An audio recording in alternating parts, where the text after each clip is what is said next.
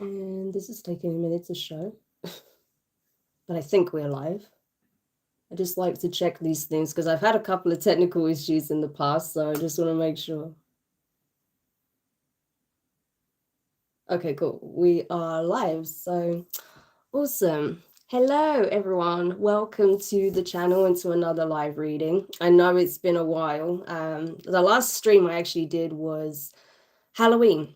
So it's been a few weeks. Sorry about that. I did plan to obviously do a live stream every single week, but unfortunately, I was sick. I had something between like a cold and a flu. It was like really mild flu. But it was just annoying. It just didn't want to go for ages. It was just one of those, types of colds that just like to hang around. So yeah, I wanted to make sure I was in good shape, before I did another live, because you may have heard in some of my readings I had a bit of a cough. And yeah, I didn't want you to just hear me coughing throughout. I still have a bit of a cough, but it's not too bad. So it'll just sort of come and go here and there. So if you hear me cough, apologies. It's just the remnants of this cold. But yeah, it's just that time of year, unfortunately, and everyone is sneezing all over the place. So there's not much I can do about it. But I am feeling a lot better. So thank you to everyone who's been sending me well wishes, everyone that was, telling me to get better and take care of myself. I appreciated it. Got a lot of rest, so I'm feeling a lot better now. But I hope you guys are doing well. Like I said, it's really good to actually do these lives. I love interacting with you and, having an actual face on the screen from time to time rather than just my hands. So it's just always good to have that little bit of like more of a personal touch, I feel. So yes, we are back. This one's going to be a bit different, as you know. This is a December 2023 energy check-in and tarot reading for each zodiac sign. This is something I actually used to do on my previous channel, okay, my original channel that I still have, that I'm going to be updating and changing the format of, so stay tuned for that. And yeah, it's just something that I found a lot easier, to be honest with you. I like to do the zodiac readings because I know you guys, some of you guys really benefit from that. So I don't want to stop doing that. But trying to do like a 30-minute reading for each sign, whilst also having to get these like really important collective messages as well out, it's just a lot, to be honest with you. So I figured if I do it this way, then I can ensure that at least like once a month, you're getting like frequent updates, for your zodiac sign. And also, you have something to work with in terms of a time scale, not just always it being like like a timeless energy, right? Of course, certain things play out over a period of time, but at least you have something to prepare you, right? Or you've got a bit of a heads up, so oh, this is something that could come up, or these are the kind of energies that are out in the collective at the moment for this particular sign. So it's just good to have that, I feel. So that's why I figured, what, let's do it that way. So that's something I'm introducing from this week. Okay, so that will happen at the end of every month. Okay, the last Thursday of every month. As I mentioned in my post, if for any reason I can't do it on a Thursday, then I will select another day where I can do that. But I'll try and give you a heads up so you are aware ahead of time. Okay, but that's kind of where we're going when it comes to the format of zodiac specific readings, at least for the time being. Obviously, these things are subject to change, but that's where we're at the moment. Okay, so yeah, that's that update. Yeah, December. I can't believe that's coming up next week. What happened? Like it just went so quickly. It's unreal. Oh, I see a couple of comments. Yes, I'm also happy about that. Let me just quickly wind back to what I wanted to mention before as well. The Halloween live stream was a bit of a mess, unfortunately, because I was not seeing any comments. I didn't realize I actually had a few people commenting on the live chat because they didn't display for me at all. I checked on my phone, I checked on the PC, and it was not appearing at all. So that was a nightmare. I have contacted YouTube since then about some of the issues I've experienced with my channel, with comments and with views and stuff like that. Things just glitching supposedly, and they've said they're aware of certain issues, and they just told me the usual like troubleshooting stuff, but hopefully that's been resolved now. But the fact that I can actually see a couple of comments come up is a bit reassuring, so I'm glad that at least from what I can see, the comments are actually coming up, which is good. Because that was really crappy. Like, I didn't want to obviously ignore you guys. That's not my intention at all. So the fact that I couldn't even see that you were commenting was really, yeah, it was a shame. But, it was still fun to do. And yeah, you got to see my Halloween outfit ahead of time as well. Because I did actually go to a Halloween-themed wedding, believe it or not. And yeah, that was my costume, but with a lot more fake blood, of course. But yeah, it was fun. So it was good to, kind of do like a trial run for that as well. But anyway, I'm just glad it's working now. So that's the main thing. So hopefully it should be okay moving forward. But we'll see how it goes. So I just want to quickly see Donna Butler. Hi, hon. Hope you feel better. Glad you're back. Thank you, Donna. It's really nice to see you. Thank you for tuning into the live. I am feeling a lot better, to be honest with you. Still got a bit of a cough. But I think that's because as well, like I actually had bronchitis last year. So when it comes to that side of it, if I get a cold and a cough, it takes me a little bit longer for the cough to go. But I am doing a lot better. Thank you. Like it's a lot better, to be honest with you. But yeah, it was just kind of dragging on, but it was affecting a few people I knew. So it was just something that was going around at the time. LCB, happy Thanksgiving. Oh, happy Thanksgiving. Yes, yes. I know you guys are celebrating over in the States. We don't have that here, of course. So I actually didn't remember when that was. I'll be honest with you, because it's not something we have. But yeah, for those who are celebrating, I hope you have a nice time. Enjoy your day, regardless if you're celebrating or not, because I know it's a very divided subject, but I hope that regardless whether you celebrate or not, I hope you're all having a good day, and that things are looking bright, because I feel like they will be. Okay, even if you aren't having the best time, know that the collective has got your back. Okay, you are not alone. So December 2023, what's really funny, when I was scheduling this live, I kept putting 2024, and I was like, why do I keep want to say December 2024? So I looked into that, and I've got a reading specifically coming up for that, okay, that talks about what's going to happen by January 2025. So keep an eye out for that, okay, because that one's going to be a juicy and very interesting one, okay, pretty intense, but in a good way. So yeah, that was interesting. But yeah, December 2023, I can't believe how quickly this year has gone by. It's just flown, right? Like, surely I'm not the only one who feels like this year has just like gone in a blink of an eye.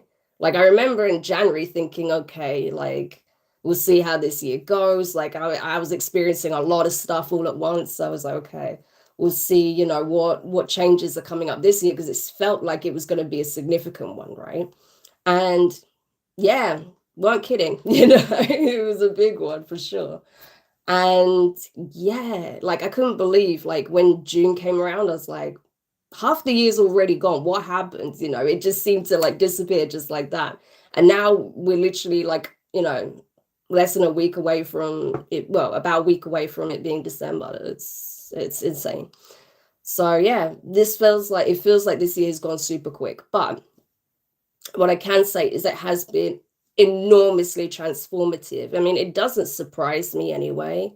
With it having the, numerological value of the number 7, that's very transformative and very spiritual, right? And we've witnessed that across the board. December is going to be no different, okay? When I took a look at the collective energies and what I was intuitively picking up, it feels very transformative, but, I think we have to brace ourselves for certain inevitable endings, right? There's kind of like a grace period that's coming up over the next few weeks, particularly in the next 2 to 3 weeks, I would say, where there is sort of like this overall arching sense of acceptance of what needed to come to an end, what is coming to an end, certain losses, okay, that we may be experiencing in the current moment. And it's just really taking the time out. It's like, we're basically being given like an opportunity to take a breath, to collect ourselves, to recuperate, recharge, and just step into that energy of acceptance, right? And release. So I feel like Scorpio season in particular was like a big catalyst for that, right? In driving that energy forward. And I feel like going into Sagittarius season, into Capricorn season, it's really going to be about, you know, just finally letting go so that we can focus on what it is that we are moving and progressing towards, what it is that we want to create and establish at this point, right? Not concerning so much about, you know, what we wanted last year, what we was building 2 years ago, 3 years ago. It's about reflecting on where we are now, who we are now, and what it is we're setting out to accomplish. It does tie in quite well with the New Year's energy, okay? So it will be actually a good time for setting a resolution. I know a lot of people do, and they're like, well, what's the point? Because I don't follow it through. But honestly, with the energy that I've been picking up on, it's actually a great time to get ahead of the curve now, okay? Especially in Sagittarius season. Because like I said, for a lot of us, you know, like we've been going through this death rebirth sort of process at this time, right? So it's been about shedding. But as that comes to like some kind of finality, now's a good time to think about, okay, so where do I go from here? What is it that I want to implement? What is it that I want to change? What vibration do I feel like I'm ready to step into, right? What do I want to be attracting? What do I want to be associated with? What do I want my legacy to look like? These are really important questions to ask and actually prepare for now. Don't wait until January to do that, okay? So I would say definitely in December is a good time to use that period, especially if you do have like any time off, right?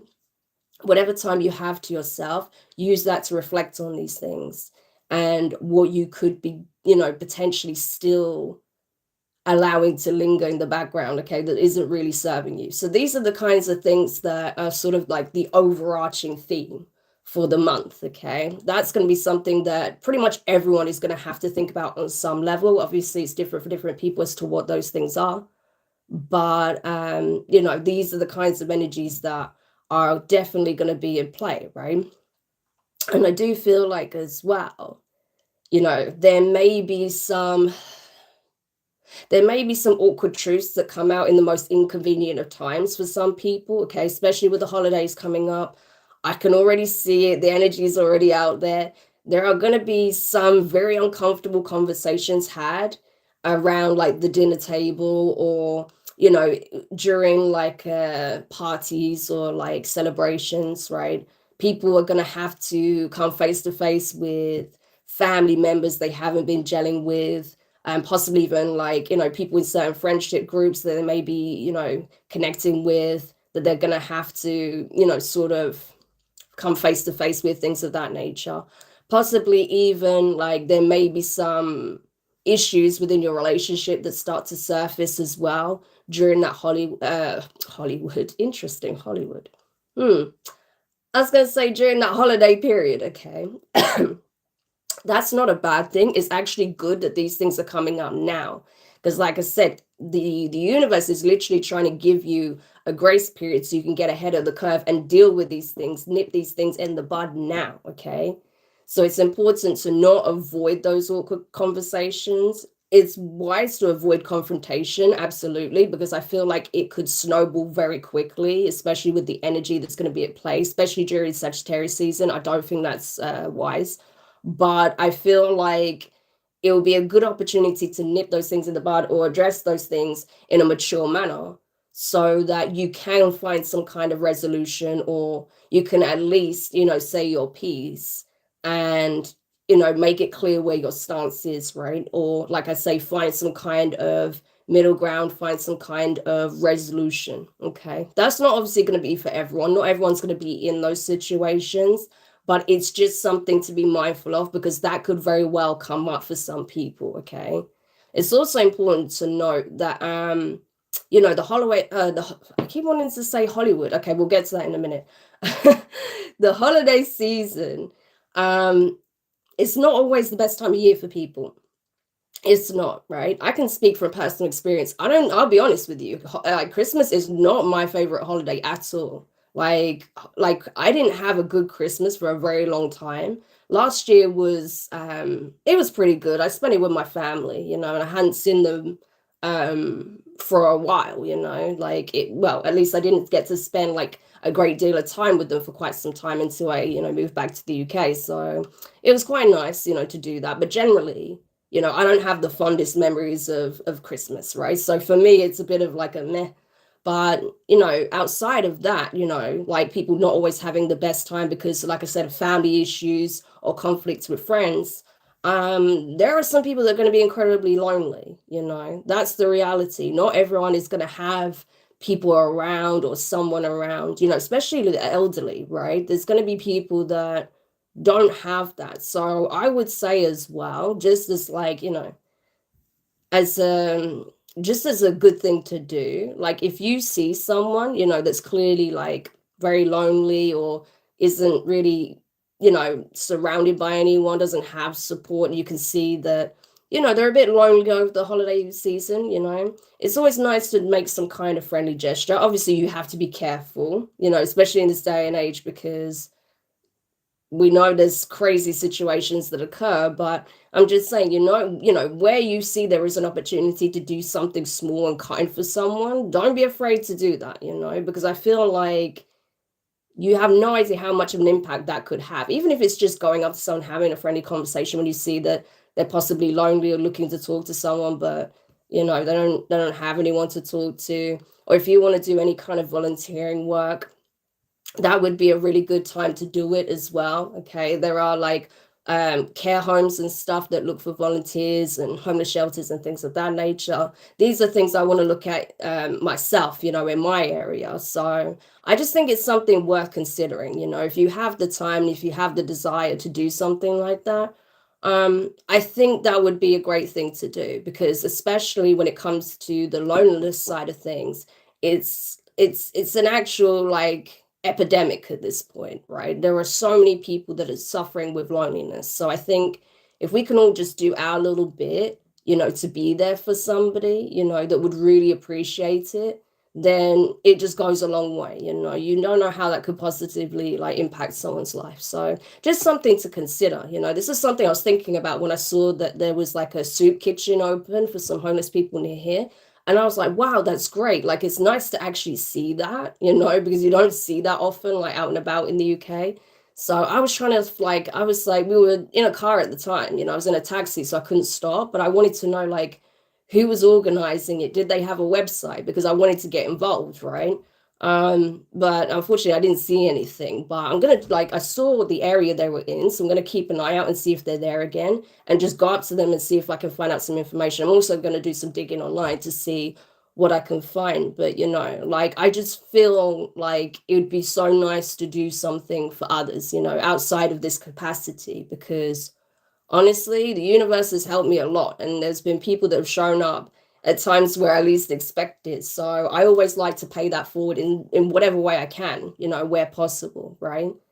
Um, you know, I just think that's important. So just something to think about. Obviously, I'm not here preaching to you guys like, you must do this, you must be a good Samaritan. No, but I just think like it's just important to look outside of our own situations sometimes, and be aware like there are people really suffering, you know, there are people that are really lonely. There are people that literally like have nothing, you know. So I just think it's nice to do what we can to show a little bit of support, because like we say, you know, if we want to see positive changes in the world, we need to embody that energy. We need to be an example, lead by example, right?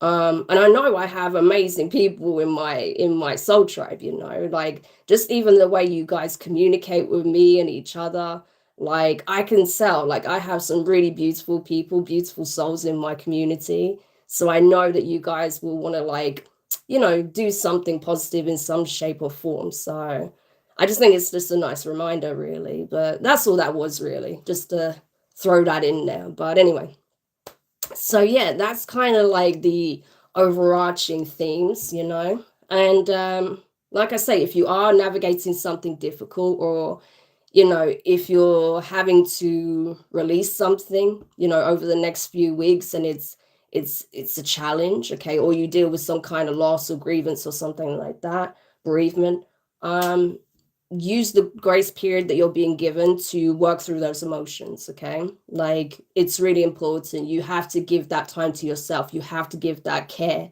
and love to yourself, okay? Yes, it's good to connect with loved ones. Yes, it's good to give presents and celebrate and all the rest of it. But don't forget to give to yourself as well. You got to find the equilibrium between it all, right? Because I feel like some people are going to really need that time to just process, you know? So that's that. Okay, I'm just going to quickly have a look. Hey, Natalie. Hope you're feeling better. Yeah, I'm doing really good now. Thank you for asking. It took a while, but I'm there. Those contacts are cute on you. Oh, thank you. Yeah, I got some new colored contact lenses just for like something fun occasionally. I mean, I couldn't wear them all the time because I can't see. And I mean, I can see, but like, I have to wear glasses or I wear contact lenses. So, yeah, definitely would need to wear my glasses if I was going to go out with these. But I feel like they do, in a way, because of the way they're cut, they do restrict your vision a little bit. There seems to be like a little bit of a halo, but not too much. But I don't know. But I thought I'd give them a try just for something different. And yeah, they're quite fun. I have a couple of different colors, so you might see me with different eye colors at different times. But yeah, I like doing things like that. It's just fun, really. But yeah, anyway, so that's that. I'm gonna take a swig of my herbal tea just so I can ensure that my voice isn't lost, okay, throughout the live stream. And then we're gonna go into the zodiac messages, okay, for December.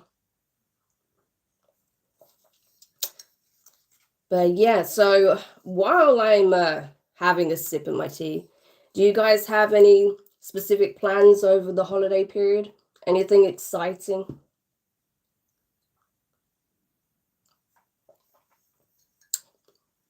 Are you going to go away? You're going to spend it at home? You're going to see family?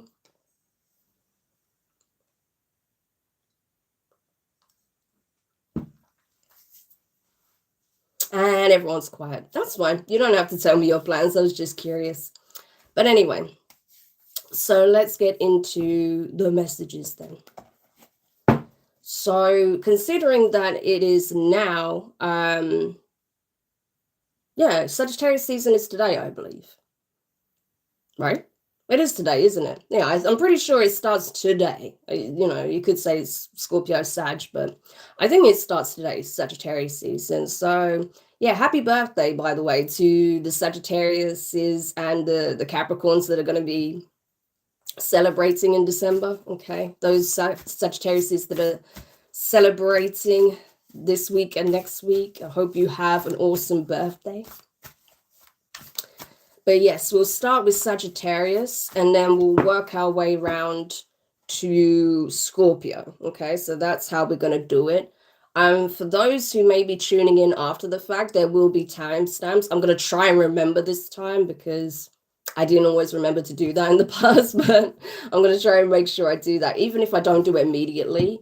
Because yeah, I mean, it takes a minute for the live to process and stuff, but afterwards. But yeah, even if I don't do it immediately, I'll certainly try and do that as soon as possible, and I'll make sure I put in the title that there's timestamps and stuff. Okay, so you can jump to the chapter that you need. Okay, I'm also using a new deck today. I'm really excited to use it. It is the Black Moon Lilith Alchemy Oracle deck, which is awesome. This is like, it ties in astrology and shadow work. So it's a really cool deck. Really excited to use it. I have used it for myself on a couple occasions. I only got it the other day. But it's awesome for that. So I'm really excited to use that. But I also have the healing mantra here. Okay, so we'll be looking at the messages that will help with healing. We have the healing mantra. So these are going to be like sort of mantras and affirmations that'll be beneficial for you. We'll have like the overarching themes as well that's specific for your zodiac sign with the Crow Tarot, okay, the Urban Crow. And of course, we'll get some tarot messages using the Weaver Tarot, okay? So, yeah. All right, let's get into it. So we'll start then with Sagittarius. Let's get some key messages, key themes for Sag.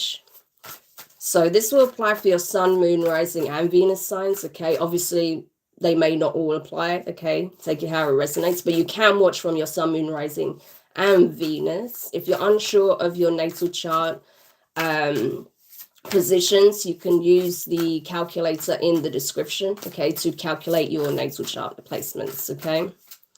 So let's just dive in and see what is the overarching theme. Hang on, let me close this. We don't need that there. Okay, just closing my laptop. So let's see, what's the overarching theme for Sagittarius placements? For our Saggies. Overarching theme for, I almost said September. Wow. December. So we have abundance. Nice. Night. And memory. Okay. And at the bottom of the deck, we have mischief. Yeah. So it's kind of like what I said, Sag, right? It's like you're processing things from your past. You're reflecting on where you've been, okay? What it's taken for you to get to where you're at, okay? Good shit is coming in for you. That I can tell you, okay? Good stuff is coming. I feel like you may be experiencing some kind of level up in your life, okay? And if you haven't seen the signs of that yet, you will do in December. You may even get some kind of unexpected payout. This could be like an increase in holiday bonus at work, right? This could even be that you are gifted with some kind of money or some kind of dream asset or something significant, okay, that is desirable to you. But I feel like, especially if you are a small business owner or you have a business, right? I feel like if you have like some kind of product you plan to like sell over the holiday period, that's going to do very well, okay? Significantly well. I feel like as well, I feel like a lot of you guys embody this breadwinner energy. Like you bring the bacon home, right? So even if, say, like you're in a relationship and your partner's working a lot as well, I feel like even if you were to be alone, you'd still have the means to, like, you know, accumulate abundance, right? Even if it's not as much as you would ideally like, you know, you always have a means of attracting abundance. That's something that's like innate to you, okay? I just see a very abundant energy attached to you, and I feel like that's going to come very, very obvious, okay, in the month of December. There's definitely going to be some kind of increase in some shape or form, okay? Yeah, again, I feel like this is not something that you're aware of with this night energy being here, you know. But it's also important to note that because you're in a very abundant energy, because you have something significant coming in, you need to always make sure you're aware of your surroundings, because there's always going to be opportunists looking to fill their own basket, right? Even if that means taking from another. So it's really important that, especially at night, you do lock your doors, okay? You make sure that your assets are not visible, okay, to the general public, because there's definitely going to be some opportunists out and about scoping out what you may have, okay? That's something that could come up, but I don't feel like it's necessarily going to be targeted at you, just that these people are going to be out and about, okay? And they may see something of yours that they want. So it's important that you just safeguard yourself, your family, your assets, okay? Yeah. You may have had a situation in the past where you had been burgled, or you had someone target you for something that you have, okay? You may have even had to relocate because of this. And that could be something that is on your mind, especially if it's something that happened around the same time. This, you know, like say it was December last year or a few years ago, right? They happened over the holiday period. This could be something that you're reminded of, okay? But it's not that you should be fearful. It's just you need to be aware, because like I said, there are people out there that are in like this mischievous energy, right? They want to sort of catch you off guard in a way, right?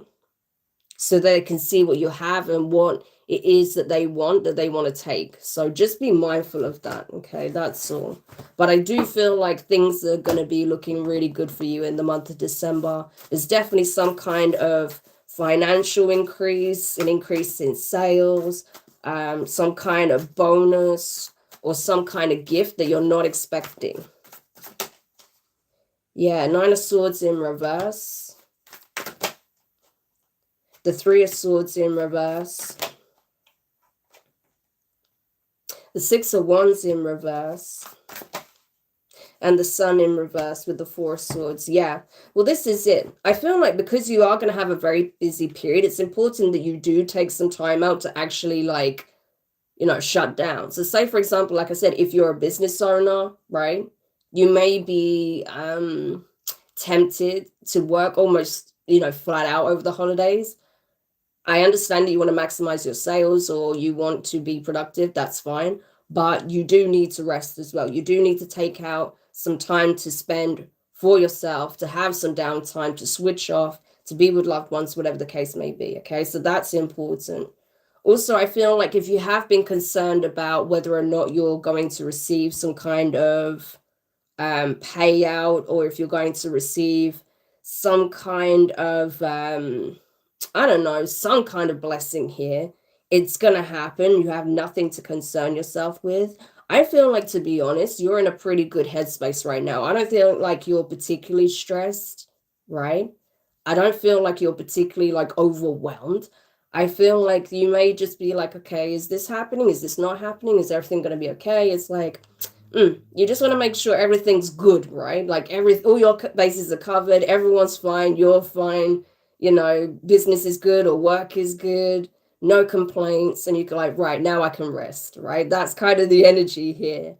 But I feel like, yeah, there's definitely some memory that's being triggered for you at this time, though, that has you a little bit like, I just want to make sure that doesn't happen again, you know? So like I said, especially if you did experience some kind of robbery or something like that, it doesn't harm to just up your security a little bit, right? Especially if you do have some really expensive assets. Yeah, it doesn't harm to just beef up your security a little bit. If you're concerned whether or not you'll have the means to invest in that, you will. I feel like you will, okay? So yeah, definitely just make sure everything is locked at all times, okay? Even when you're indoors, just make sure, okay? That's the main thing here. But I don't think you have to worry about that. I don't think, like, you know, you're going to have to face the same situation again. But you just need to be aware that there's definitely opportunists out. There's going to be people looking to steal, okay? So just do your due diligence. That's all it is, right? And definitely take some time out, like actually have a break, you know. Don't put in like more overtime requests. Don't, you know, say you're going to stay open longer than you actually plan to. No, have that time for you and your loved ones, okay? That's really important. So what is the energy that's surfacing for Sagittarius that may need alchemizing? For Sagittarius placements, please. Ooh, there's a few things that came up here. Right, so we have Queen Jezebel, Magnetic Royal Witch. We have Sebation, Purify, Cleanse, and Release. We have Coagulation, Soul Ascension. And we have Putrefaction, Shadow Release. Yeah, so that's exactly what I was just saying, right? So I feel like there may have been someone. Why do I feel like this is a relative, to be honest with you?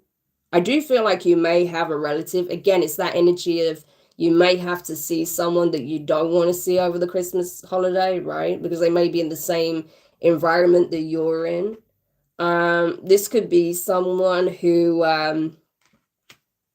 you know, could be a little bit envious of what you have, right? If they are coming to your property for any reason, still make sure those assets are locked away, especially if you have any money laying around. Keep that locked up, okay? Because I feel like this person may actually, you know, try and sneakily steal that from you. It's bad, I know, but that's for somebody, okay? So if you're concerned that a relative, you know, might try and steal from you, perhaps they've done this in the past, just be careful, you know, do what you have to do. and just keep it hidden, locked away, whatever the case, right? I do feel like as well, where you have been dealing with challenging energies, where you have had certain situations arise, right? Memories arise. Now is the time, like I said, to rest, to recover, to rejuvenate, to purify, to cleanse and release, okay? Yes, you need that time for yourself to do that, okay? Cleansing is going to be really key, as well as, like I say, taking measures to protect what you have as well as yourself, okay? I do feel like you are going through this ascension process, okay? You have been going through this death rebirth energy, right? Significantly. And I feel like instead of being in a fearful state, you're going to come to a space where you feel secure in your ability to protect and secure yourself, your property, your assets, your family, right? It's like, you know, you can only do as much as you can do, but it's like you are safe in the knowledge that things are shifting for the better. That's what I feel like. Like I said, I don't feel like you're going to have a repeat of what happened in the past, especially if you had someone in your family, right, that was basically trying to trigger you, okay? Trying to trigger you, trying to emulate you, trying to take what you have, trying to, you know, essentially get under your skin, right? I feel like you've always found a way to rise above it. Yeah. So it's important that if those, you know, triggers come up to the surface, especially if you see this person, just remember that you are in a completely different position than you're in when whatever took place with this person happened, right? Not only that, you have evolved. So I don't think you have to be in a position where you basically, you can choose how your interaction goes, right?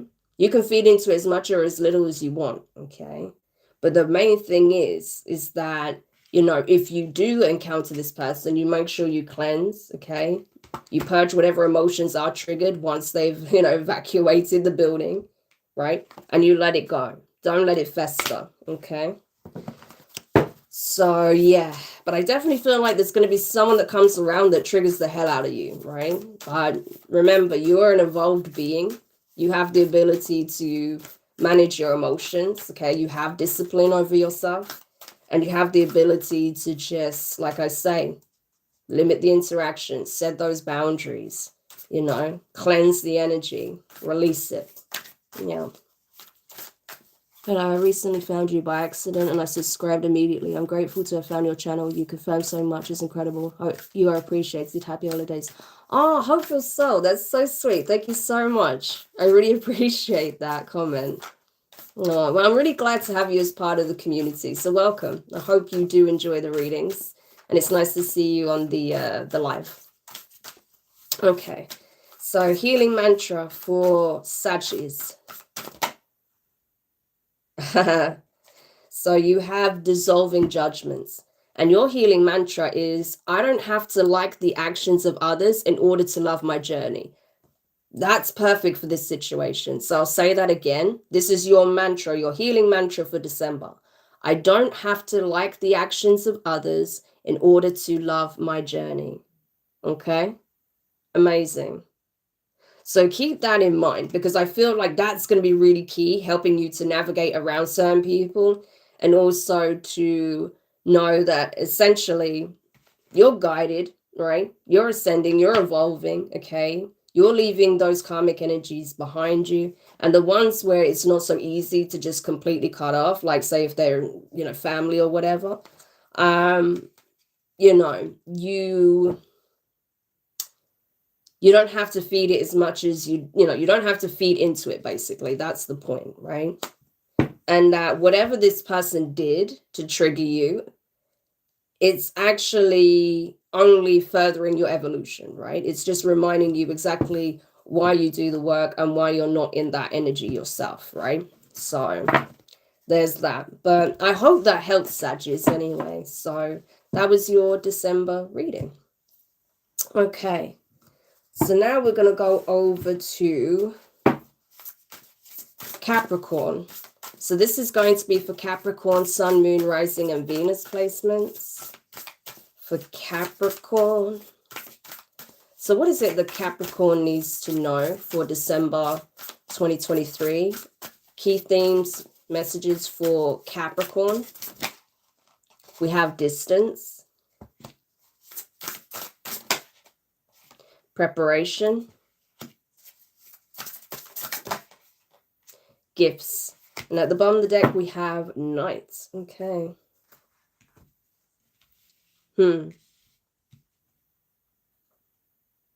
So I feel like, again, this is about forward planning, Capricorn, right? Something you guys tend to do, okay? This is something that's quite natural for you guys to do. You're always thinking ahead, right? You're always thinking long term generally. So I feel like that's what this is, right? You're thinking about what it is that you want to do, what you want to create, what you want to attract in the coming months, years, whatever the case may be, right? It's like, you know, something isn't within your grasp right now, but you know it's coming. It's something that is due to enter your life, okay? So you are preparing now. You're taking the steps now. And that's exactly what you're being guided to do, because you have the foresight. It's like you can see where it is you're headed, right? So you're almost preempting certain things. And it's like you're taking the necessary steps now to put you in the best possible position in order to receive what it is that you want to receive. So that's really good. This is definitely the energy of forward planning. I feel like as well, you know, you may be putting in the extra work in, okay? So whilst everyone else is kind of like chilling out, relaxing, I feel like you're actually grinding pretty hard right now. But that's because, again, you can see what's going to come. In this situation, I don't feel like that's a bad thing. Again, as long as you take breaks, okay, take time out for yourself as well. But I feel like you are actually meant to put in the extra work right now, because it is going to serve you very well in the future. And I don't feel like it's like crazy far ahead in the future. I feel like it's in the months to come, right? So it's like you are very intuitively led right now. And you're like, I know this is what I need to do. So I'm taking this step, I'm taking that step, I'm putting this in, I'm putting that in, right? So I feel like that is exactly it, right? I feel like, especially when your season rolls around, you're going to be like in a pretty solid position. Like, you know, you've already put certain things in place. And it's like almost putting like the final touches on something, you know, like the cherry on top, right? That's kind of what I'm getting. Hopefully this makes sense to you guys. You'll know what this is, but I'm definitely getting like a strong energy of forward planning. Yeah. And it's going to set you up, and it's going to set you up well in the future, put it that way. Okay, so there's definitely something that you feel compelled to do. You're not afraid to put the hard work in. I mean, Capricorns generally don't, right? They work extremely hard at things, right? And again, you know that there's going to be some kind of long-term return, and that is the case. From what I can see here, there will be a long-term return. So interesting. Okay, so we'll have a look at that. You're very welcome. I mean it with all my heart. I made sure I hit the like button as well. I hope more people find you. Oh, I really appreciate that. Thank you so much. Yes, our little community is growing for sure. May not be as big as some other channels, but I do love my community. I'm a Capricorn North Node. Can this read apply to me as well? Yeah, absolutely. Your North Node is extremely important as well. So feel free to watch from your North Node if that's what you want to do. If you feel like especially the message resonates, why not, right? Okay, so let's see. Tell me more. The Magician. See, I told you. It's like you are preparing. You know what you need to do. You've got everything you need to bring something into fruition. And you're not expecting to see results immediately. You know it's going to take time, but you know the hard work you put in now is going to pay off. And this is confirmation it will. Yeah, death cards. Scorpio energy. Something's definitely changing for sure. No, look at this. 10 of Cups. Wow. The Tower, Scorpio energy, and the 7 of Pentacles. Yeah. This is the thing. It's like you're already in the energy of manifesting, okay? You're manifesting like hell, okay? Like you are really like like I say, your intuition is bang on right now. Like, you know exactly what it is that you're doing, where you're headed, what you need to do. You know what you need. You've got what you need. You're just doing the thing, right? That's literally the energy. Like, I'm just doing the thing. So you're doing it, you know? And I feel like with that and all the work that you put in, there is a significant change that's coming, right? Yeah. It's like your old life is going to end and your new life is going to begin, right? There was like two pathways that were open to you. You took the one that would ensure that you changed your circumstances, right? Obviously, that's not going to be for everyone. Some people choose the other path, and well, they're not going to get the results that they want. But I feel like for the majority of you guys, like my collective, you are following the path that you're intuitively guided to lead, right? To follow. And I feel like it's going to make you extremely happy, right? Yeah, it's going to bring a significant change to your circumstances, but it's more than, excuse me, it's more than just how it affects you. This is going to affect an entire community. This could be your entire family's life changes overnight. You know, maybe not right now, but later down the line, I mean. Yeah. So it's all about where you choose to invest your energy, your resources, right? If you make the right investment, put the work in, right? Not expecting a quick win, but putting the work in, knowing that by putting the hard work in now and being diligent with that, it's going to pay off. I'm telling you, if you take that route, it could literally change your life and the life of your family, right? Yeah. There's something that's going to grow over time. It's something that has to be maintained and sustained. It's not something that's just going to like blow up instantly. But I feel like the change that can happen, it can feel like it just happens one day all of a sudden. Yeah. But I feel like, you know, with the Seven of Cups in reverse and the Three of Cups, yeah, it's like it's going to become abundantly clear that this paid off, right? That out of all the things you could have done, the choice that you made, right, to put your efforts, your focus into whatever this is, it's going to make you extremely happy. You and your loved ones are going to have something to celebrate for sure. Yeah, that's, I feel like that is very much the case, you know. You just have to be aware, Capricorn, okay, with the Queen of Wands in reverse and the Two of Cups, that when you see this success, that you don't have any opportunists come in trying to love bomb you, right? People that are essentially like in gold digger type energy, people that are users, opportunists, right? Because you may start to get some offers from some very questionable people, like their motives are questionable, right? But I feel like with the Four of Cups, you're not going to be interested in people like that anyway, right? Because you have that discernment. You know, you're someone who cares about the work ethic, camaraderie, teamwork, effort, right?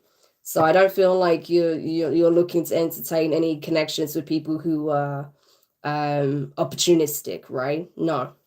So I feel like you're going to be celebrating with people that deserve a seat at your table, right? These are people that actually support you, okay? So that's kind of what I'm getting. But that is awesome. I really like where your reading is going, Capricorn, all right? Excellent. So let me just say, if you're wondering like, oh, all of this work that I'm putting in, is it going to pay off? Yes, okay? Stay the course. Don't take any shortcuts, okay? I'm telling you, it's going to work out, okay? Your belief is really important as well, so don't give up. All right, so what shadow energies are surfacing for Capricorn? What is it that they need to be aware of?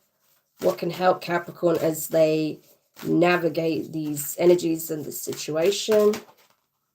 Ooh, we have Neptune, magic, imagination, and illusion. Yeah. So I'm telling you, with that magician as well in this energy, like your intuition, your ideas, right? Oh, I'm telling you, you're manifesting like a big change here. Like you can literally transform your life in this energy. And I feel like you are, right? But you got to be smart. You got to be, you know, patient.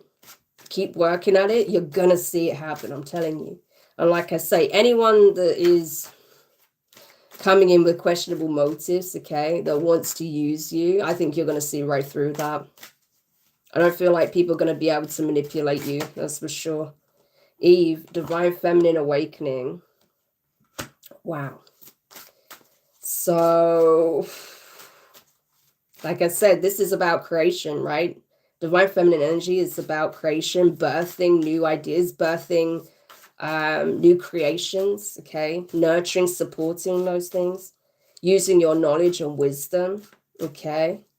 But I feel like this is something you've acquired yourself, okay? This is a lot of work and effort on your part. So I feel like there's something you're going to create, manifest, do, that's going to be extremely significant. And you're going to have people on the sidelines like, I wish I thought of doing that. I wish I had done that, you know, and that may even be jealous of your ideas, okay, or what you've created. So just be careful of that as well, okay? But this is gorgeous. Yeah. We have fermentation, patience. I'm telling you, patience and maturity. This is exactly your energy right now. You understand this so well.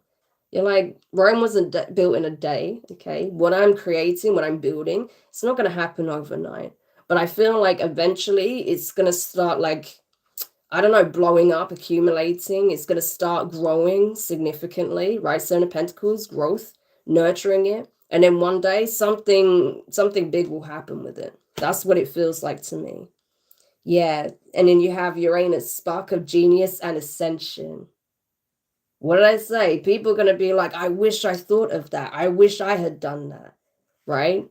But this is going to take you to the top. Whatever this is something you're meant to do. Right? And the bottom of the deck, nodes of the moon, release, clear, and align. I'm telling you, you're being aligned to your soul's purpose here. So this is big. This is a very big time for you, Capricorn placements. Like, wow.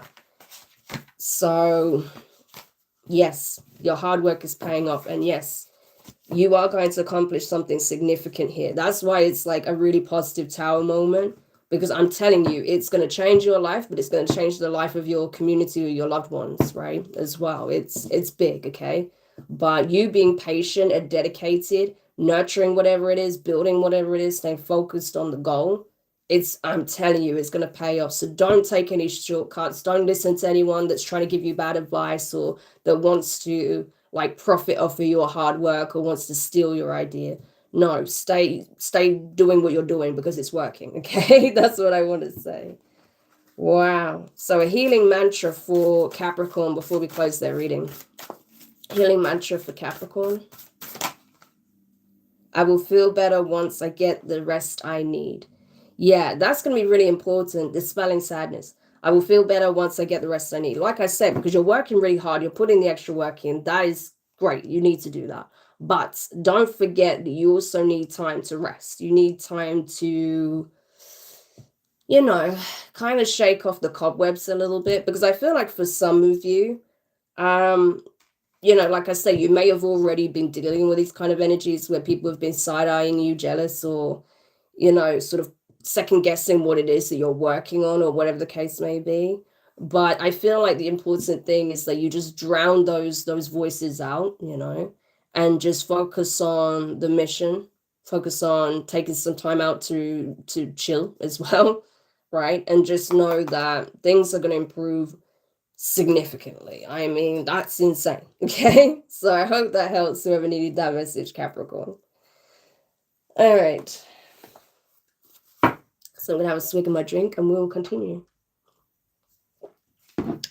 So now we're gonna go into Aquarius's reading. So this is Aquarius, Sun, Moon, Rising, and Venus. Of course, you can watch from other placements as well. Okay, like if you want to watch from your North Node, whatever the case may be, your Mars, you can do that. It's up to you, okay? But this is for Aquarius placements. So let's see. What is the main messages, themes for Aquarius for December, please? Ooh, we have caching. So you may be conserving your energy, your resources at this time. Yeah, we have battle. Wow. Tell me more. Ghosts. And abundance. Nice. Okay. So Aquariuses, yes. I do feel like the fact that you're conserving, this is what I'm getting here is like You're picking and choosing your battles wisely. That's what this is exactly. You're picking and choosing your battles wisely. You're understanding what's worth your attention and your energy and what isn't. You're very good at discerning that, okay? Right? It's like you generally, like Aquarius is, you guys have really strong intellectual power, right? So you have the ability to rationalize the situation and prioritize that over your emotional responses. That's what I'm getting here. So I feel like you're conserving your energy. You may be conserving some resources here because there's something that you want to use those resources for at a later date, okay? There may even be someone like questioning you or challenging you on your movements, your actions, right? Why you're doing things the way you're doing, you know, why you're conserving your energy, maybe not spending so much time with specific people, right? Or someone who you see as an antagonist in your life, okay? But I feel like for you, there's nothing to discuss. There's nothing to, you know, there's nothing, there's no reason for you to get into any confrontation, because as far as you're concerned, these people that are in these antagonizing, competitive energies, they don't have a place in your life. It's like you're already gone. You've already evolved past this, right? So you're like, fight with who, you know? I'm not even there. That's kind of the energy, you know? Because again, you're discerning, right? You have the ability to discern what's worth your energy and what isn't. You're understanding, like, you're moving in this way because it's going to benefit you, right? So there may be something you want to accomplish, something you want to purchase, something that, you know, there may even be somewhere you want to go, okay? So it's like you're conserving your energy, you're conserving your resources, you're spending it wisely. But I feel like there's someone here that feels threatened by the fact that you do things in a very mature way, right? Like you've really got your shit together is what I feel like. And there's someone that feels threatened by that for some reason. I don't know. But it's almost like there's someone that's trying to dig up the past to use against you in some shape or form. So this is someone who feels threatened by you, by the way you move, by the way you conduct your life, and the fact that you have evolved past the state that they're in. So this could be someone that you've left behind. I feel like there's several people you've cut off already, right? But there's one person in particular that wants to pick a fight with you, but you're like, we're not doing this. Like, I'm not even here. Who are you fighting with, you know? So I feel like you're rising above the conflict, right? And I feel like a lot of people, they're just kind of flustered at the fact that your energy is nowhere to be seen, right? Like I said, you're conserving it, you're focused on what it is you have coming up, what it is you want to do, what it is that you're, you know, essentially conserving your energy and your resources for. But by you doing so, guess what? Abundance. You're in a very abundant energy because you're not around people that are leeching off you. You're not around people who have always got their hand out, right? You're not around people who are expecting you to provide, right, for everyone and everything, right? It's like, no, I'm being very focused and very disciplined with what I'm spending my time, energy, and resources on, right? And by you doing that, I feel like you're going to attract more abundance. Yeah, exactly. Your routine is significant. The way you go about things, like I said, it's the way you're conducting your life that is actually really, really good, very mature, very grown up. Okay. I'm not saying that condescendingly, but I just mean like it's admirable, you know, because I feel like honestly, you're going to see, you know, you're not only going to have more savings, but I feel like you're actually attracting more abundance because you're very discerning with what you spend your resources on and where you spend your time, where you spend your energy.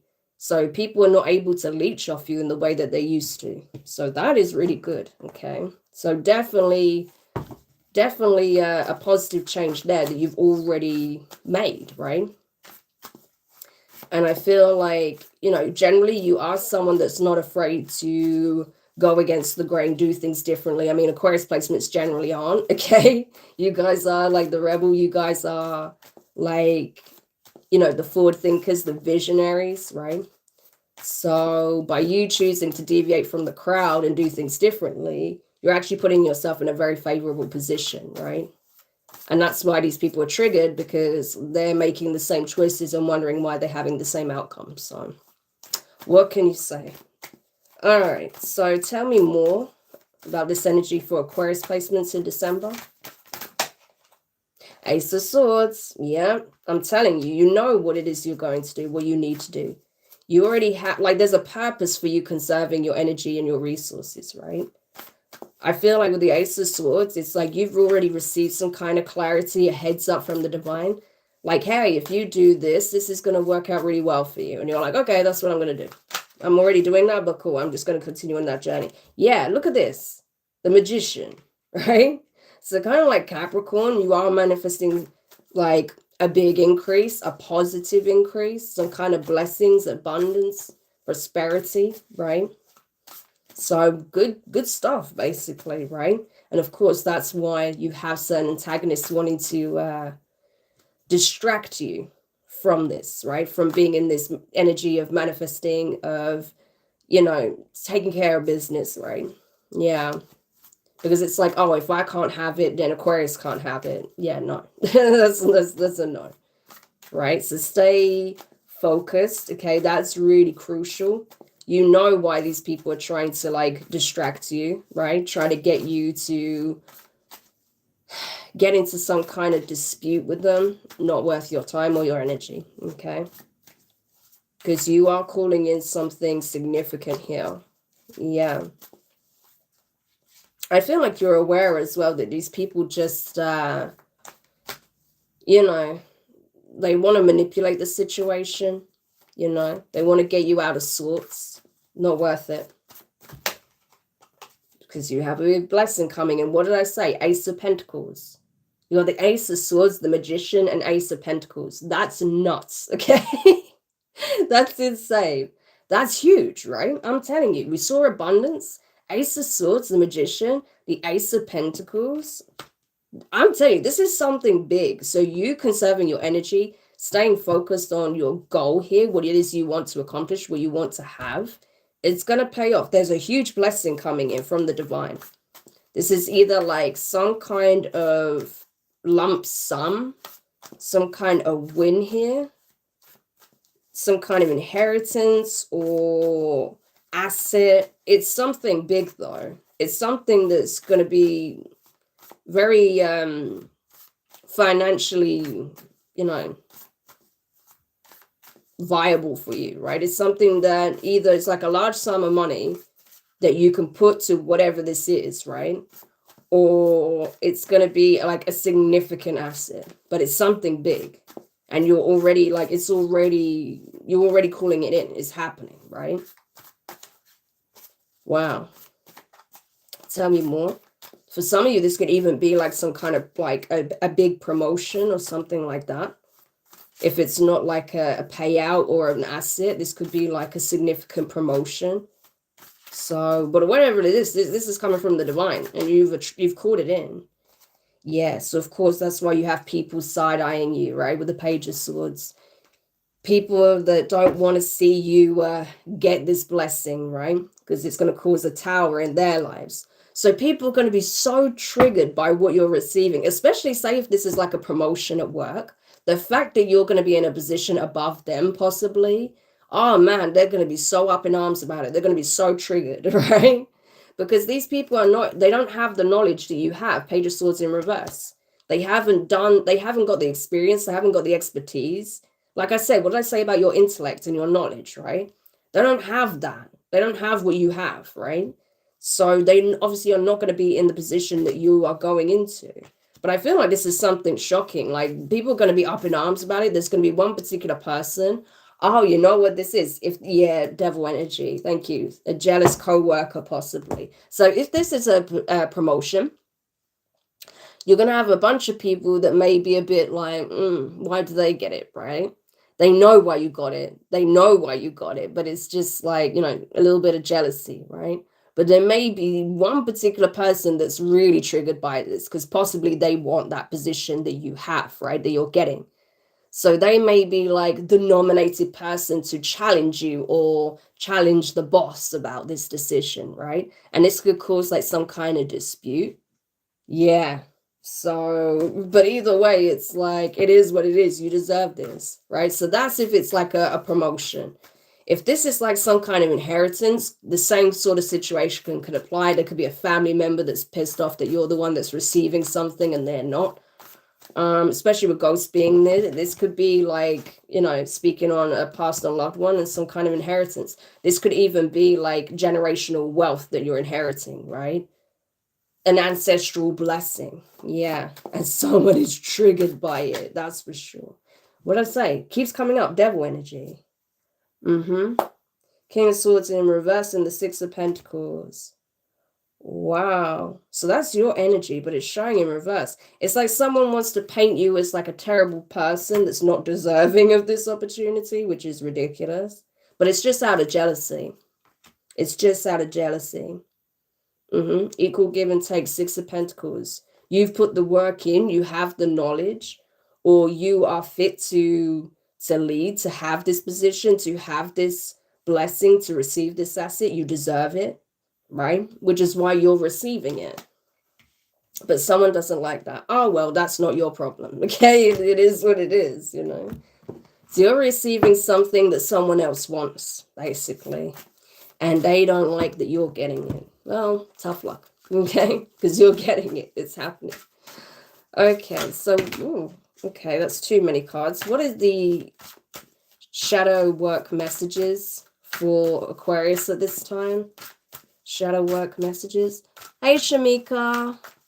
Yeah, happy Thanksgiving to you. And to everyone who's celebrating. Okay, wow, we have the sun, your soul's purpose. I'm telling you. So it's like you're already like conserving your energy, preparing, okay, storing knowledge. Wow, you've been collecting knowledge as well because you're about to fulfill your soul purpose, right? Your mission, right? Yeah, that's why it's really important that you don't let this person's reservations or their jealousy get you second guessing whether or not this is something that you're supposed to have or receive, because this is direct confirmation from the divine that this is absolutely yours and for you. You are meant for this, right? So this is direct confirmation from the divine that, you know, do not listen to these people that are in devil energy because they don't have any say. I have the say, and this is yours. This is your birthright. This is literally a birthright we're speaking on. That's, wow, that's awesome. Okay, tell me more. Yeah, Lilith, Dark Divine Mother, creation. So those are the shadow energies that are surfacing. Yeah. That's it, because you're a rebel. You go against the grain. You have knowledge, but you use it wisely, right? You use it wisely. That's the thing. So there's something about what you're about to do, or how you, like I said, how you're doing things is different from how these people do things. But that's what makes you stand out in the first place. The fact that you don't just follow what everyone else is doing and you don't make the same mistakes. No, you're thinking, how can we do things better? How can we have a better process of doing things? How can I conserve the, you know, my energy? How can I better save resources, right? You could actually be saving this company a shit ton of money if you work for a company. Right? And they're like, wow, this person's, you know, they're the one for the job, right? So that's it, you know.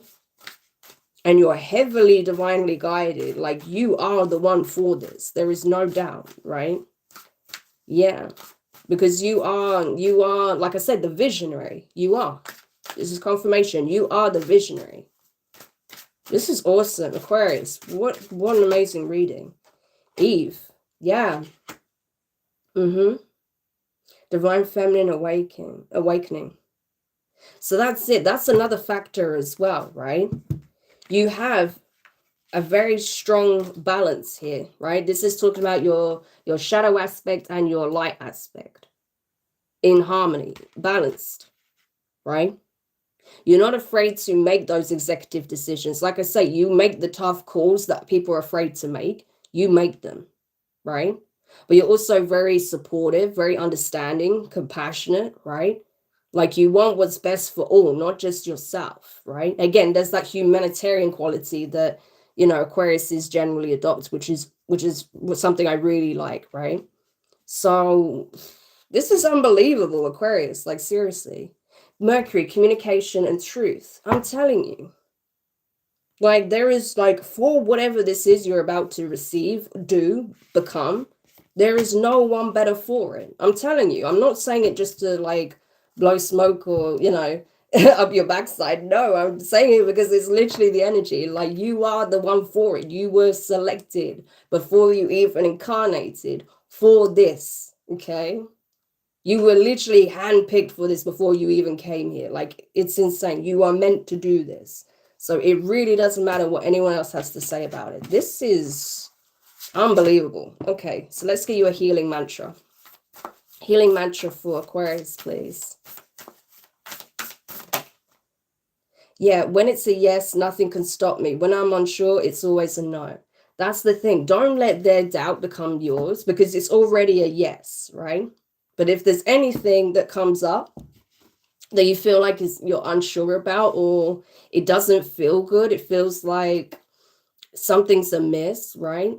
Don't just agree to it. Again, that's about not following the crowd, not just going with what others are saying, right? Just because they're being confrontational. Because what is the motives behind them being confrontational, right? If you're receiving a blessing, accept it. If you're receiving this promotion, you are meant to take it, okay? So don't let their doubts become yours, right? But wherever you feel like uncertainty, then it's good to ask questions. If you're feeling like apprehensive, like acknowledging apprehension, then you know that there's something that you want to stay clear of, okay? Especially involving anyone, like I say, in this combative energy, right? So again, it's funny because under the deck it says only my beliefs are in my way. So that's it, you know, don't let these people's doubts become your own, because that's the only thing that can stop you receiving this, right? So I'll say your healing mantra again. When it's a yes, nothing can stop me. When I'm unsure, it's always a no. So that's going to be beneficial for you this coming month. So I hope that helps, Aquarius. Wow, amazing read. Okay, so we're now going to go over to Pisces placements. So this is going to be for Pisces, Sun, Moon, Rising, and Venus. Of course, as I've said earlier, if you want to watch from another placement that you have that's in the sign of Pisces, you're welcome to do so. It's your choice, okay? So let's have a look and see. For Pisces, please, what are the main themes and energies surfacing at the time? Well, in December for Pisces placements, please, for Pisces. We have displacement, commitment,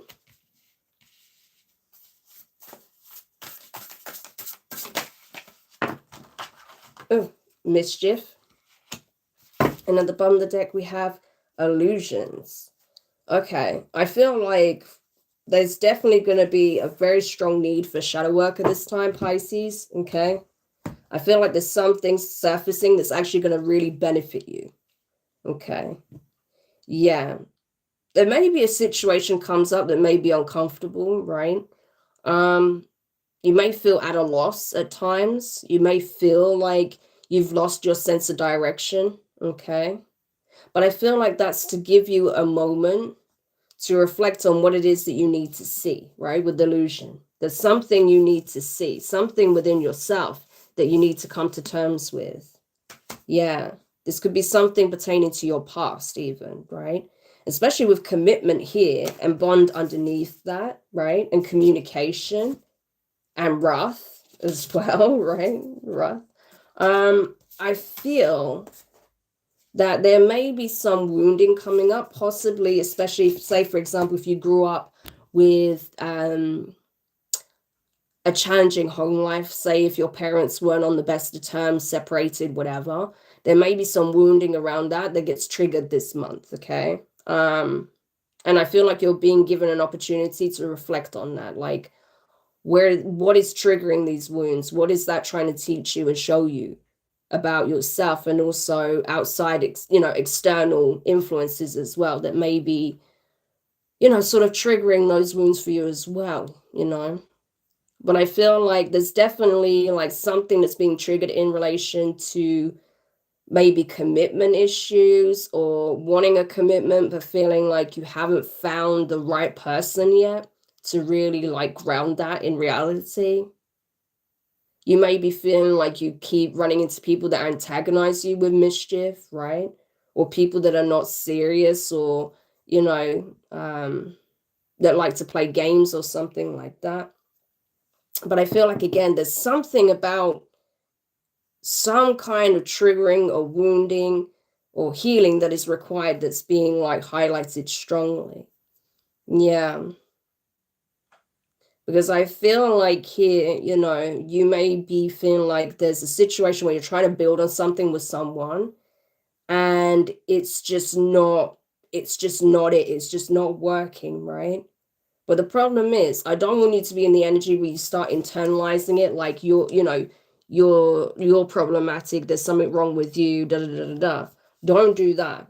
Because I don't feel like the purpose of this is to say, oh, you're a terrible person, that's why this keeps happening to you, or this is why you keep running into these issues. No, it's to show you like, hey, there's something that you're not seeing, right? There's some wounding here that you need to look at, right? So that's kind of like what I'm getting, right? And it has a deep correlation to your connection with self. That's the thing.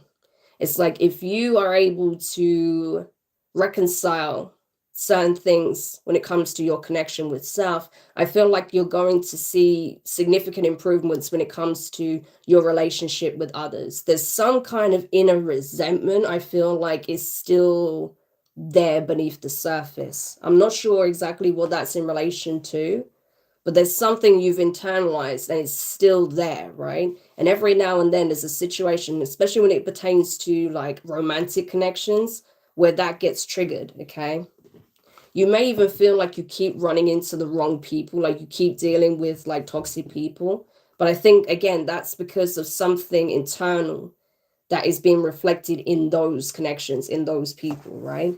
Where you're internalizing on some level some kind of resentment. That's what I'm feeling. Okay, obviously that's not going to be for everyone with Pisces placements, but that's kind of the energy I'm getting.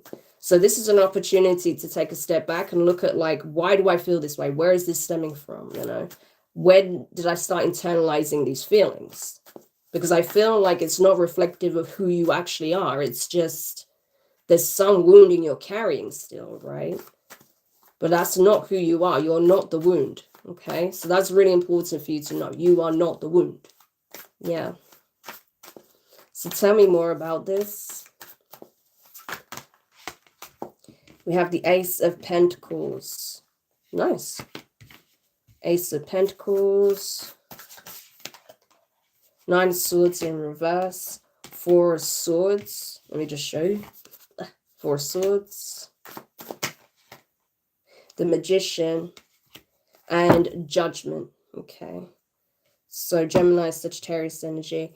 Yeah. So honestly, Pisces, I feel like if you are feeling lost, if you're concerned about where you're headed next, okay, I feel like there is going to be an opportunity for you that's going to give you a sense of purpose and direction again. So say, for example, you know, if unfortunately you lose your home or you lose a job or something like that, and you're like, how am I going to get myself together again? How am I going to, you know, overcome this? You're going to be surprised, okay? There is going to be an opportunity for you to move somewhere else. You're going to receive a job offer, right? I feel like whatever this change is, where you feel like you've lost your sense of direction or something has come to an end, you're going to get another opportunity quicker than you think, okay? That's why the Nine of Swords is in reverse, because it's like there's that concern, initial concern, like, oh my God, I'm going to be homeless, but you don't actually end up homeless. You end up getting another apartment or home or something like that. Or like, oh my God, I've just lost that job. And then you apply for another one, you get an interview and you get the job. It's that sort of thing, right? So I don't feel like you have to worry so much about like, you know, the external things that are happening, because I feel like there's changes, sure, and it can be disorientating because you didn't see some of these changes occurring, but you're being given something else instead, right? The thing is, I feel like when it comes to possibly a relationship, there may be a timeout coming up. There may even be a separation because you feel like these people are just manipulative, right? And it's like it's like you're taking a time out possibly from a relationship or a connection to decide what you want to do with the Judgment card. Because you know what it is that you want, but you feel like you keep attracting the opposite. Like, I know what it is I want to manifest in a partner, in a relationship, in a connection, but I keep getting people that are up to no good, mischief, right? So I feel like you are going to take some time out to focus on other circumstances that these changes that are coming up, because it seems like they're happening very quickly. But then after that, I feel like you're going to make like a final decision on possibly a relationship here. It doesn't have to be romantic. This could be with a family member, a friend. And you're going to come to some kind of final conclusion here on what it is that you want to do. Okay. But again, definitely having some time out, definitely doing some shadow work is going to be absolutely crucial, because it's going to help you see why certain people keep coming into your environment, into your energy, right? So with that in mind, let's see what you need to know pertaining to that. Tell me more about these shadow energies that are surfacing for Pisces, please. Yeah, exactly. Thank you. You have Black Moon Lilith in Taurus. You are worthy. That's what you need to know. You remember what I was saying? I feel like there's some kind of underlying self-resentment. I felt that, right? And this is to let you know, like, hey, you need time to work through this and understand that, again, you are not the wound, okay? You deserve to be happy. You deserve to have good things, right? Yes, there may be some changes you need to make, right? But I feel like these changes are already beginning. They're already happening. And whatever healing work you need to do, every day is a new opportunity to take that next step, right? But in order to actually even want to do that, you need to understand this, that you deserve to have a happy life, right? Because you are worthy. Yeah. So we have Black Moon, Lilith, and Aries. Lead your life. I have you in previous relationships been following the lead of someone else to your own detriment? Have you been allowing these people who are not serious dictate how your life should go, right? No, it's up to you to set the precedent of what it is that you want, okay? And you don't have to entertain anything that isn't in alignment with what you want and what you feel you deserve, right? That's the point. Yeah, Venus, love and abundance. That's what you want. This is what you want to manifest, love and abundance. But you feel like you keep getting the opposite with certain people that you keep encountering, right? Yeah, but it goes all the way back to this self-love. Yeah, so there's definitely a need to make that the priority, okay? The solution, emotional clearing. So definitely taking some time out to process your emotions, to get to the root of what it is that's causing you pain, what it is that has been like stopping you from feeling like you deserve true love, right? And happiness and that blissful energy. Because I'm telling you, there's a wound here that's being highlighted so you can break free from this, okay? And possibly from like certain karmic contracts as well. So healing mantra for Pisces, please. A healing mantra for Pisces. My choices determine how brightly I shine, okay? Expressing free will. What did I say? Not having others dictate how your life should go, right? Expressing free will, which you have, Pisces, okay? You make the choice. My choices determine how brightly I shine. That's your mantra. That's a really good one for you to have, right? Because your choices reflect where you are at in your inner journey, right? And the thing is, it says at the bottom here, it couldn't have happened any other way. Yeah. So if you are experiencing a separation, a breakup, if you're having, that could be why you may even be moving out of a home, right? Because you're possibly leaving someone. But just know that this situation, if that's the case, it wasn't right for you anyway, right? Because this connection was reflecting your wounding, not your healing. So that's just something to keep in mind for those who resonate with that, okay? So I hope that helps. I hope that gives clarity for those who need that message, okay? Okay. So that was Pisces. We're now going to go over to Aries. Aries, Sun, Moon, Rising, and Venus placements. Of course, like I say, you can watch from any placement that you feel like is significant for you, where you have Aries in your chart, okay? What is the name of the oracle deck you're using, please? It's beautiful. Oh, I don't know which one because I'm using a few. I've got all the decks listed in my description, okay? If you check out the description on this live stream, you'll be able to see the decks that I'm using that are listed. I know some readers don't like to list the decks that they use, but I personally don't mind. I think, if you see a deck that you resonate with, that you feel like would be beneficial for you, why not? Check it out. So yeah, everything you need to know is there. So let's see what it is you need to know, Aries. For Aries placements, what is it that Aries needs to know for the month of December? The key themes and messages for Aries placements, please. So you have protection for Aries, play, grief, ooh, and then you have wrath. Oh, Aries, okay. So,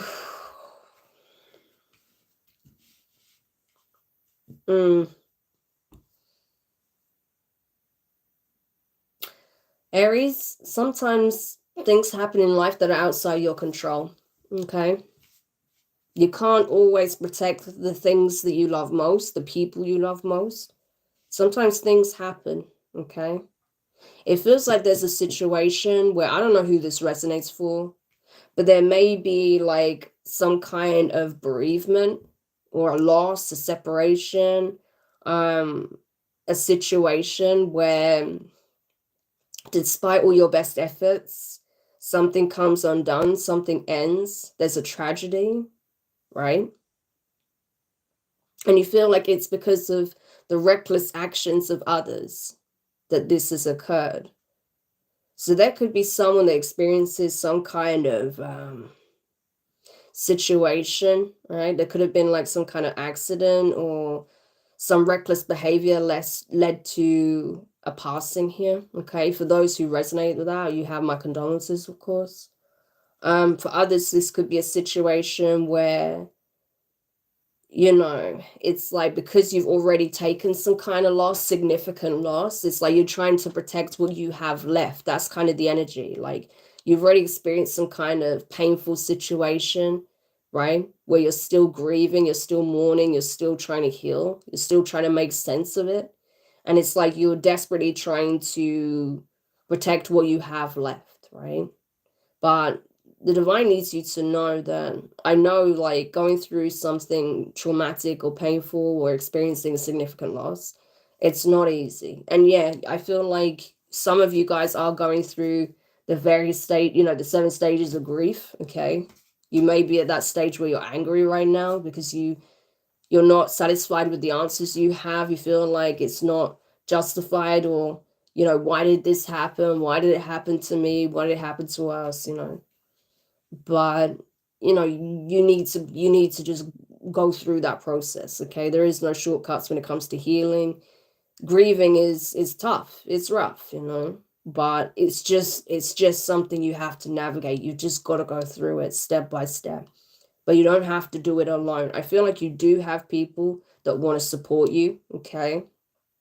I feel like they, after a period of time, people might even try and invite you out to try and help shake up the energy and try and make you see that it's not all doom and gloom, like there are still reasons to keep going, kind of thing. But I just feel like, yeah, it's gonna be a process. It is, yeah, with risk, survival, and teamwork. Again, it feels like a situation where you feel like someone did something foolish. They took an unnecessary risk. They did something reckless and it caused disastrous consequences. And you're just trying to come to terms with, why would anyone go about it this way, or something like that, right? Yeah. But there may be like a deeper understanding that you'll come to later on. You might not have it now, but you may later on. Wow. Okay, tell me more about this energy for Aries. And like I said, this could have been events that already transpired. For some of you, it already has. These are things that you're still trying to process, right? Because it may still be fresh, or it may be something that happened around this time of year, say this time of year last year, and you still don't have adequate answers. You're still trying to make sense of it, you know. You may be angry at the people that you feel like, you know, put someone you love or yourself at risk, in jeopardy, or put something that is like precious to you at risk of you losing it, and you lost it, right? Something like that. So it's like you're still reeling from those events. That's what it feels like. Tell me more about this for Aries, please. For Aries, what is this energy? We have the Nine of Pentacles, the Fool card, Aries energy, the Ace of Pentacles, the Ten of Swords, and the Wheel of Fortune. It's like you were in a pretty good position, okay? I feel like financially you were doing well. Like you had, it's like you had your stuff together. Everything was looking good, okay? You may have been in like a really good job, or had like a business that was flourishing. You were in abundant energy, put it that way. But it's like you feel like you took a leap of faith. You took a risk with someone or something.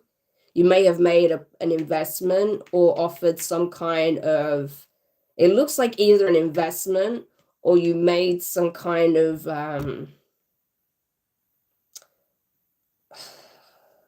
like offer here, okay?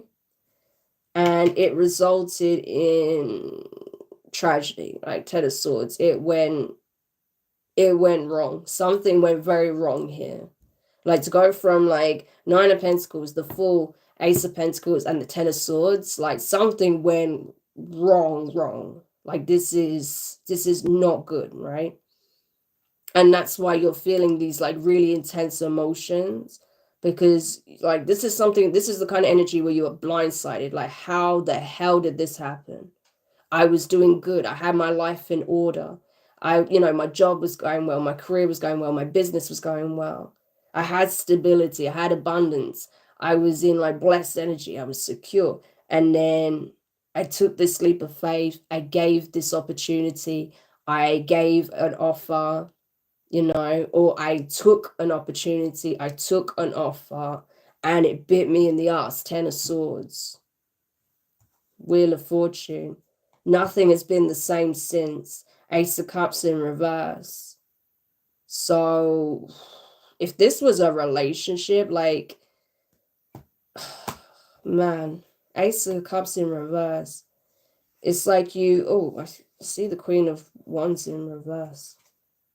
Seven of Swords. Oh my gosh, Aries. If this is a relationship, this was a bad choice. And I think you know that, so I'm not going to harp on that because that's not helpful, right? You already know this. But the outcome was disastrous. It cost you a lot. Making this offer cost you a lot, because you realize that this person, man, they were vicious. They did something very, very vicious. Whew. And like I said, with that rough energy, like this may have even been like some kind of attack here. Oh, I don't know. I don't like this at all. I don't know whose reading this is. Obviously, it's not going to be for every Aries placement, but it was obviously significant enough to come up. But it's like you lost.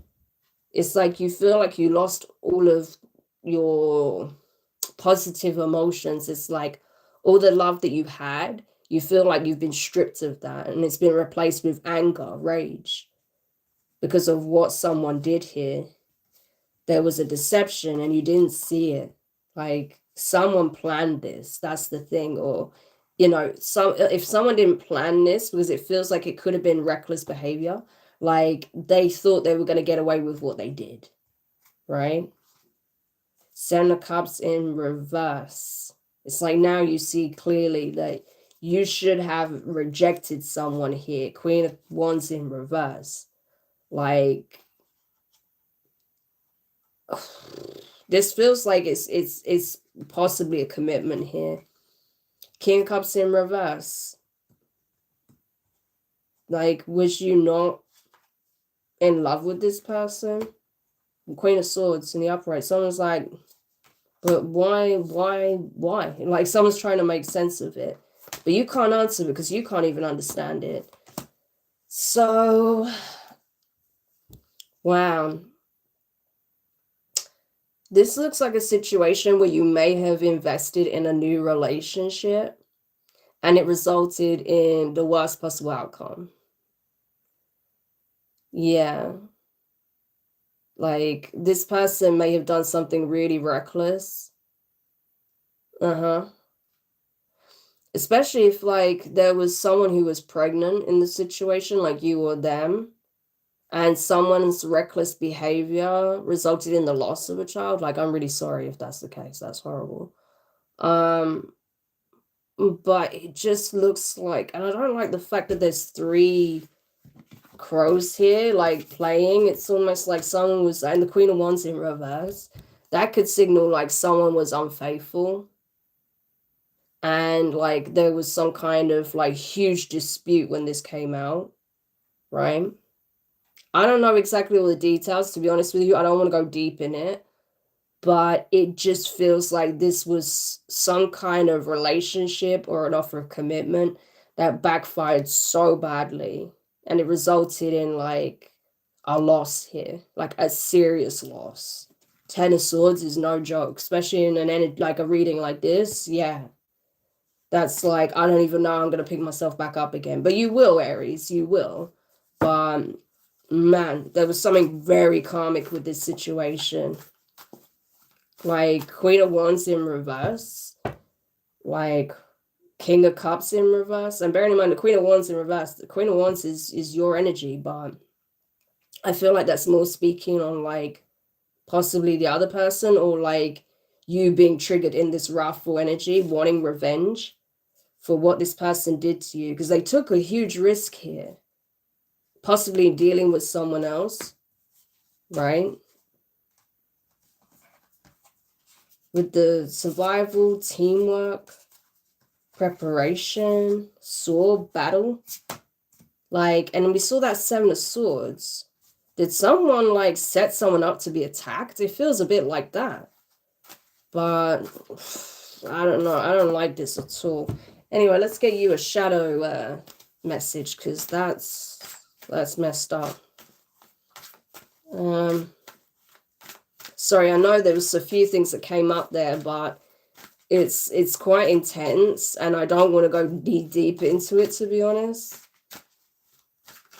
But I feel like there was a really messed up situation that happened, and you're still reeling from what the hell just happened, you know. I don't know how long ago this was for you, but it feels like it's going to be quite fresh still. And you are like livid, right? Yeah. But there's definitely like an energy of mourning here. So tell me what the shadow work energy is for Aries. For Aries. Black Moon Lilith in Leo. Allow your light to shine. We have Eve, Divine Feminine Awakening. Neptune, Imagination and Illusion. And we have Soul Ascension with Coagulation. So you needed to see something here. Something had to be illuminated to you, Aries, right? Yeah. But I feel like now it's like you may feel like emotionally you are depleted, like your heart chakra is completely like blocked, but it's not. It's going to open again. The fact that you're actually feeling these heavy emotions, so it's not actually blocked. It's not, you're not devoid of emotion or love. It's you're grieving, okay? You're still trying to come to terms with whatever this situation was that was really toxic and really messed up. You know, and I think that now with this Neptune energy, you may have seen how you bought into some kind of illusion here. Okay, something was not what it seemed. Someone possibly was not what they seemed at all. Like this person that you dealt with was like the worst. I'm sorry, but that's kind of like the energy, you know? Like they did a serious number on you. Yeah. But there's something about this that is actually going to support your ascension journey here, you know. And that's the thing. Sometimes, you know, we want the lessons that are not going to cause us significant pain, but it doesn't work like that, you know. There are some lessons where you have to experience the worst to gain some knowledge, understanding, wisdom. There's something that you can only truly understand by going through it yourself, right? Yeah, and I feel like that's what this was. But who knows what you'll end up going on to do with that knowledge. Maybe you'll go on to speak about something, right, that can support others, that can raise awareness for something, that can, you know, help others in their healing journey. You know, like once you're through the worst of it, you may go on to actually support people, start a support group. Like, who knows what you could do with this experience, right? But you could definitely use it and bring some good out of the situation, especially if there was a loss of someone because of this situation. It's like you can help their memory to live on by the good that you do, by drawing the wisdom from this experience and passing that on to future generations, others that need that support, right? That kind of energy. And I feel like that's what you may go on to do. But you know, eventually what you need to know is that you will be able to move forward, okay? It's not going to be easy. I'm not going to pretend like it's going to happen overnight. It's not. But you will be able to move forward, okay? Wow, let's get you a healing mantra, Aries. So what does Aries need to know? What healing mantra does Aries need at this time that can help them? My choices determine how brightly I shine, expressing free will. What did I say about, well, we had that card here. It was like the Black Moon, Lilith in Leo. Yeah. How you, was it? Allow your light to shine. And that's it, you know. This situation, whatever this was, whatever this offer was, or whatever this partnership was, right, that you got into, it didn't do that. It did the absolute opposite of that.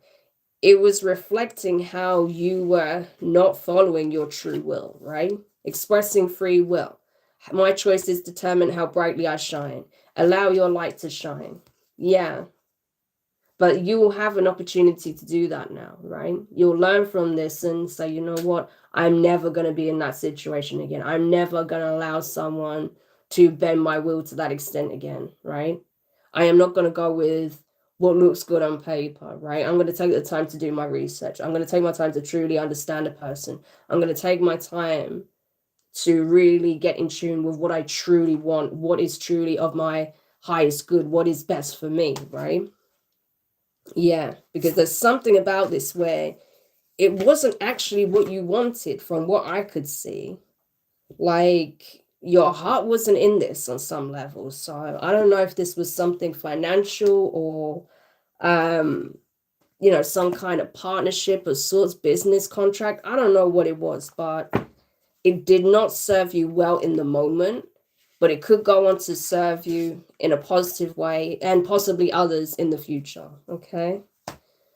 So, wow, sorry that was intense, Aries. But obviously, you know, someone needed this message. Hopefully it does bring some kind of light at the end of the tunnel, some kind of comfort. But no, like, whatever it is you went through, you will get through this, okay? You're stronger than you think. You have a light that needs to shine, okay? And you will find your light again. So I want you to know that, okay? So I hope that helps. Okay. Whew. So we'll just get some sage going, because that was a pretty heavy energy, to be honest with you. Like, as soon as I saw the cards and I felt it, I was like, oh no, this did not go well. But again, this is definitely something that's going to help someone evolve for sure. That's what I feel. But it's never pleasant, obviously, when you go through something that painful, obviously. Yeah. Okay, so now we're going to jump over to Taurus. Okay, so for Taurus placements, again, I primarily focus on the Sun, Moon, Rising, and Venus signs, but you can watch from any placement, okay, you have in the sign Taurus. So we'll see. What is it the Tauruses need to know at the time of them watching this? For Taurus, please. We have upheaval. For Taurus. Insight. Anomaly. And isolation. Okay, why does it feel like black sheep energy for you, Taurus? Okay, that's what I'm getting. You may feel like you just don't fit where you're currently at, and you can feel like the universe is like uprooting you. I mean, literally, it's even on the card, right? The roots have been pulled off this tree. That's exactly what this is. You're being uprooted because you don't belong where you're currently at. This is not the environment for you. This is not the community. The community you're in, it's not for you. It's not the situation you ought to be in, right? Because there's something about you that is unique. It is different, okay? But I feel like the people try and use your differences against you in a negative way, but you actually shine. Look at you. You're glowing, okay? You're meant to stand out. The things that make you different isn't to your detriment, isn't something to be ashamed of. It's actually very beneficial. It's very positive, right? But I feel like you keep finding yourself being singled out or treated like some kind of leper in some kind of, I don't know if this is at work, within a friendship group, family, whatever this is, right? But it's like with insight, it's like you're coming to understand that you were given certain traits, certain qualities, certain aspects that does differentiate you from the crowd, but that's a good thing, okay? And I feel like you're going to start leaning in more and more into the fact that you're different. At the moment, I feel like you do feel a bit lonely because you don't feel understood. You don't feel truly appreciated. You may feel even like, you're being ostracized on some level, but I don't feel like that's what the divine is telling you. They're telling you, listen, the reason it's happening is because you belong elsewhere, okay? We're pulling you, we're uprooting you from this environment so you can be where you can thrive, where you can flourish, where you understand that your difference is actually strengths, okay? So I'm telling you, you're going to blossom in a completely different environment. And it's like people are going to be looking at you, but admiring you, like inquisitive, wanting to know more, wanting to know about you, your story, You could actually be a source of inspiration. So this is about, again, leaning into what makes you unique rather than wanting to flee from it. Yeah. There may even be a specific person that ends up falling for you quite significantly based on these things about you. Wow, you're so different. I've never met anyone like you. I feel like someone's going to be infatuated with you, to be honest, Taurus. But it's really cute energy. It's like a strong crush energy. Oh my gosh, I've never come across anyone like you before. Who are you? Where did you come from? Because you just sort of drop into this new environment and you start turning heads, I'm telling you. So don't worry about what people are saying where you're currently at, because I'm telling you, those things that make you stand out, there's going to be people that love it, okay? They really are. So, yeah. And I feel like a lot of the people that are trying to make you feel bad about your differences, they're just jealous, to be honest with you. So, okay, let's get more insight into this energy. So tell me more about this for Taurus. We have the King of Wands, Leo energy.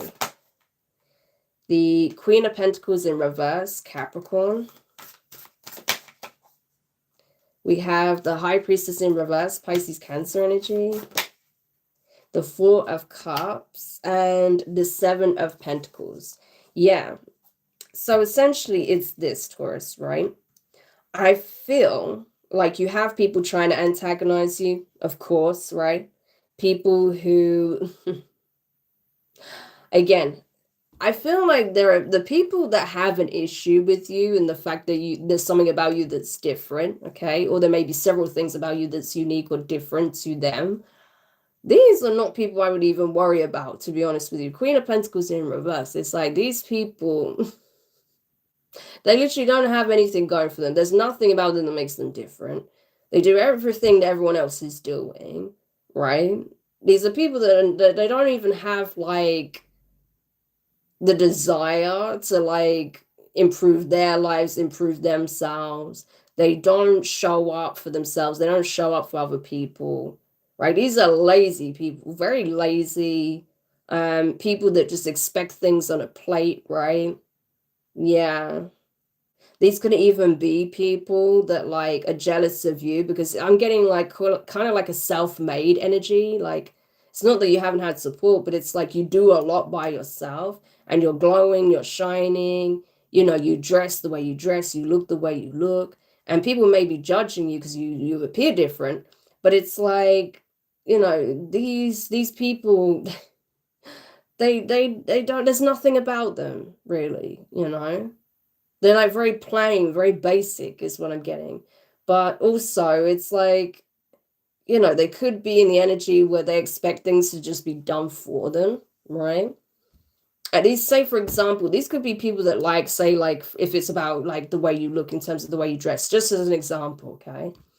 These could be people that like designer clothing. They want what's in fashion, what everyone else is wearing, but they want the high-end stuff, but they don't want to work for it. They want someone else to get it for them, right? And they see you, who's buying your own stuff, wearing your own thing, you know, have your own style, and they're jealous of that, right? So they try and make you feel bad because you're not buying the same things they're buying or wanting to buy. But it's like you have your own style, right? You may even have, like, say, your own clothing line, right? You make stuff yourself, and they're just jealous of that. That's just an example, okay? It could be anything, but that's just an example. Yeah.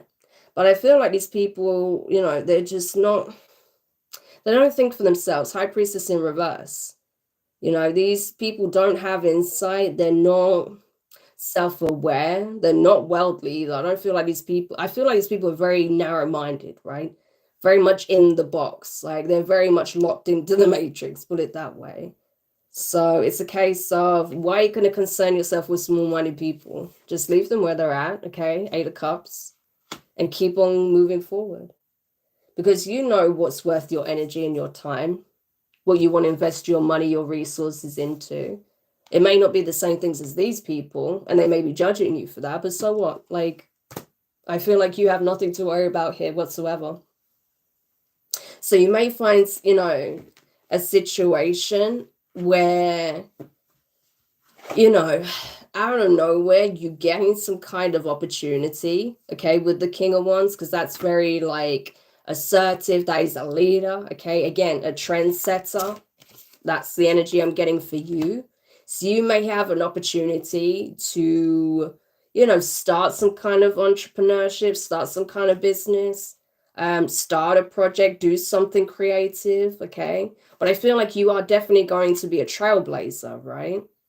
Yeah. And it's like the people that were sort of making fun of you for being different and doing things your way are going to be shocked when they see you, like, say, in that analogy that I was using before, they end up seeing your clothes, right, being stocked in all of the big shops, like your line doing really well. People, everyone wanting what you're wearing and everyone wanting, like, your clothes, right, that you're selling. And these people being like, what? You know, it's kind of like that energy. So I feel like you are a trailblazer. That's the thing, you know, and people just don't understand why you do things the way you do. And yeah, it can be isolating at times, right? Because people who are not followers, that are leaders, tend to feel isolated at times. But know that there are going to be people that see your vision and want to support it, that want to be, you know, a part of it in some shape or form, right? Even if it's just rooting for you. But I feel like there's someone here that's going to absolutely love these qualities about you. And it's actually going to want to like partner with you, maybe in business or actually be in a relationship if you're single. So I just see good things coming out of it, to be honest, right? So it really doesn't matter what these people around you, these naysayers, these small-minded people, possibly even like prejudiced people, or, you know, just like sheep will basically think. I feel like you're going to find your tribe. You're going to, you know, pave the way. You're going to be a trailblazer, right? You're going to shine in all your glory. You're going to thrive in a whole new environment. And I feel like there may be some kind of creative pursuit where you get some kind of backing or support, or some kind of like someone actually promoting what you do, right? And it's going to be like successful. That's kind of the energy I've got here. So definitely lean into what makes you unique rather than fearing it. So what is the healing mantra for Taurus, please? So you got the same card. I can't remember who else got this. Yeah, it was Aquarius, I think. So when it's a yes, ensure it's always a no, right? Acknowledging apprehension. When it's a yes, nothing can stop me. When I'm unsure, it's always a no. So that's something important to keep in mind, right? Because again, I feel like honestly, with you leaning into your differences, I mean, that could really actually benefit you, especially if there's something you want to do, something you want to create, something you want to put out there that is different. Lean into what makes it unique, right? Rather than running from it. Yeah. But I feel like as well, you know, especially because I do like feel like there's going to be people that want to be a part of this vision, that want to support you, that want to partner with you, you know. Make sure that you do your research, you find out what these people are really about, what they're really offering, how they actually want to support you. And if anything feels iffy to you, like, don't go for it, okay? Don't just say yes because it looks like a good opportunity to get your work, your creative projects, your whatever out there, right? If it seems too good to be true or it seems fishy, don't just, you know, do your research or decline. There's going to be other opportunities, right? Yeah, where's that? Okay, that's the deck I'm looking for. So what is the shadow aspect energies? Because I wanted that before, but I picked up the healing mantra for some reason. So what is the shadow work energies for Taurus at this time? Yeah, look, exaltation, master manifester. I'm telling you, you are going to thrive in another like environment. So if you want to like create a business or, you know, start something like creative, right? Putting your work out there, selling products or something like that, selling clothes, selling art, selling, you know, designs, ideas, whatever it is you want to do, like you have the ability to accomplish it. Okay, you're already manifesting like a significant change here where you're going to be in the perfect environment for whatever it is that you want to do, whatever you're setting out to accomplish, right? So tell me more. Pluto, endings and regeneration. Exactly. Like you needed to leave this environment in order to be in an environment where you can thrive. Yeah. And I feel like, especially when you like separate yourselves from the people that are trying to make you feel bad about being you, I feel like you're going to feel like your energy is coming back again. Your vitality is coming back. Your creativity is coming back. Your inspiration is coming back because you're not around people that are just depleting you all the time, right? So it's like you become inspired again, right? And you have that drive to do whatever it is you want to do here. Yeah, conjunction, becoming whole again. I'm telling you. So after you leave these people behind and this environment behind, it's like you feel like yourself again. And you feel like instead of, you know, trying to change yourself or mold yourself to fit an environment that you don't belong in, you can just be yourself entirely, right? Yeah. We even have Mother Earth at the bottom of the deck. So I feel like you're getting in touch with your true nature once more in a very deep and profound way, especially when you change environment in some shape or form, whether that's leaving this job, leaving your where you live, moving to a new location, whatever the case may be. But it's going to serve you very, very well, Taurus. You're going to thrive in this new environment, whatever that is, okay? So I hope that that helps. Okay, now we're going across to Gemini. So this will be for Gemini, Sun, Moon, Rising, and Venus signs. So what is it that Gemini, and of course you can watch from any placement you have, what you have in Gemini, okay, that you feel like would be useful for you. So Gemini, what is the energy for Gemini placements? What are the key themes and messages for Gemini? You have luck. Nice. Luck. Good fortune. perspective, dominance, okay. And at the bottom of the deck, we have anticipation. What is going on here, Gemini? Okay. So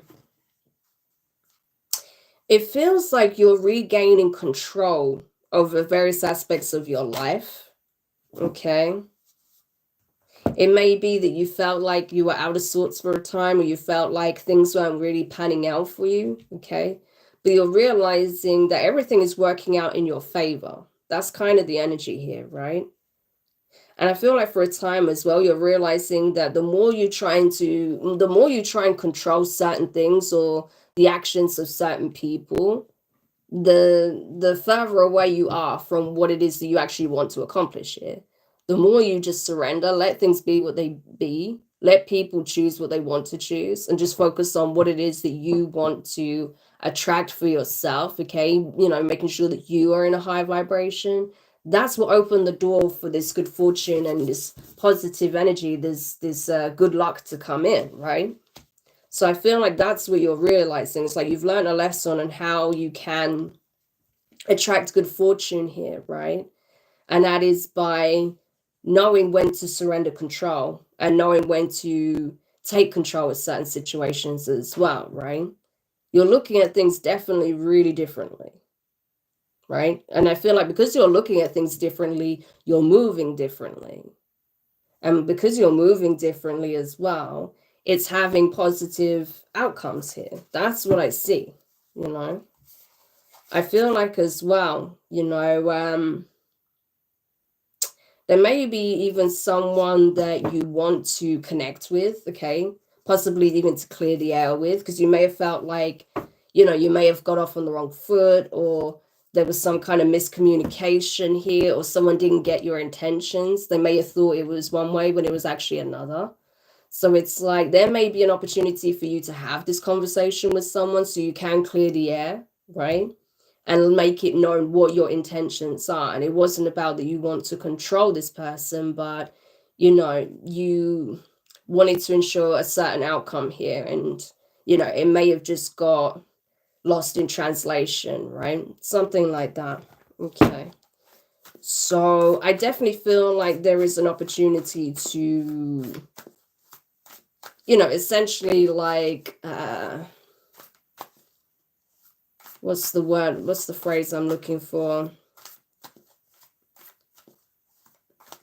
I can't think of it now. But it's basically to speak your truth, okay? What it is that your true intentions were. Set the record straight. There we go. You'll have an opportunity to set the record straight in some situation, okay? And I feel like, you know, this other person may even realize what your true intentions were. That's kind of what I'm getting, okay? But I definitely see good luck here. So tell me more about this energy for Gemini. Okay, so we have the Hierophant, Taurus energy. The Three of Swords. The Ace of Swords. Too many cards, just one, please. Just one card. There we go. And the Six of Pentacles. And at the bottom of the deck, there's the Nine of Cups. So, yeah. That's the thing. I feel like you're taking your cues from the divine. I feel like you are very wise, very knowledgeable. It's like you've learned from past mistakes, past experiences, okay? It's like you're now taking the higher path. It's like you're understanding that, you know, your good fortune is reflective of your choices, right? There may have been a choice you made in the past, like I said, trying to assert dominance or control of a situation or someone, and it resulted in some kind of painful situation here, right? It wasn't the best way to handle the situation is what I'm getting, right? But the Ace of Swords, you know better, so you're changing your way of handling the situation. So it's like, instead of trying to force things in a certain direction, I understand now that I just need to vocalize what it is that I want, be clear, make my stance known, okay? And then allow things to be what they are. That's pretty much the energy, right? And that rather than it be about enforcing your will, it has to be aligned, it has to be balanced with the Six of Pentacles. Like, both parties need to be invested, both parties need to want the same thing. You can't force someone to want what you want, or force someone to act the way you want them to act, right? So there was definitely some kind of learning curve here, right? When it comes to enforcing your will on someone else. That's what it looks like. But you're not trying to do that anymore. But you know there definitely needs to be a conversation with this person, because you feel like this person has got you all wrong, or they didn't understand your true intentions behind you behaving this way, right? That you wasn't coming from a place of malice, but, you know, you just wanted something to go a certain way, right? That you felt like you were even being called to do something or for something to happen. But I just think that, you know, there was some wires getting crossed, and perhaps you just didn't go about it in the best way at the time. But that's obviously changed now, because you see things clearly now. You're aware, yeah, that it has to be, you know, both parties putting the energy in equally, wanting the same thing, investing. It can't be you forcing someone's will, right? Yeah, something like that. That's the energy what I've got here anyway. So hopefully that'll make sense to whoever that is for. But let's get some shadow work messages for you in relation to this. So there definitely could be a conversation coming up over the next few weeks with you and this individual. And this will give you an opportunity to clear the air, set the record straight. All right. And I feel like that will help to kind of balance things out energetically between you and this individual as well. Yeah, because I feel like you got disappointed by an outcome, right? Because it wasn't the outcome you wanted, but you're realizing what you did on your part to contribute to this outcome. That's it. So I feel like this is you taking some level of responsibility, okay, and understanding that it needs to be balanced. It needs to be equal. It can't be your way or the highway, or on your terms all the time, or something like that, okay? Yeah. So tell me more. Like, both parties have to be willing to invest, right? Six of Pentacles. But anyway, we have sublimation, spiritual magic. Okay. So you could have actually astral projected, had some kind of out-of-body experience, and you were able to see things from this person's perspective, like a higher perspective. Maybe the divine actually took you out of your body for this experience. Maybe you had like some kind of, maybe you were meditating, right? Connecting with the divine, and they literally like helped you to astral project. So this is something you can already do. And they took you elsewhere so they could give you a broader perspective on things. They wanted you to pan out and see things from the bigger picture, right? See things from the other person's perspective. And you were able to achieve this. Okay, an eagle could be significant as well. Okay. So this was to help you evolve. This was to give you truth and clarity. This was to help you become the best version of yourself, and understanding that you don't have to enforce your will on another. Okay. And that when you're in that energy of self-assurance, okay, and confidence, there is no need. Because whatever is for you, what is ever truly of your highest good, it will work out, okay? So tell me more. Yeah, Venus, love and abundance.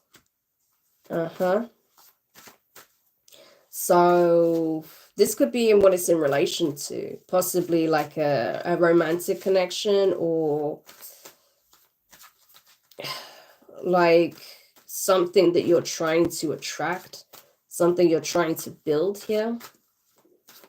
But it's like both people need to be like equally invested. So it could be a relationship or a partnership of sorts, right? But it can't flourish if one person is trying to force the other to participate. It can't be like that.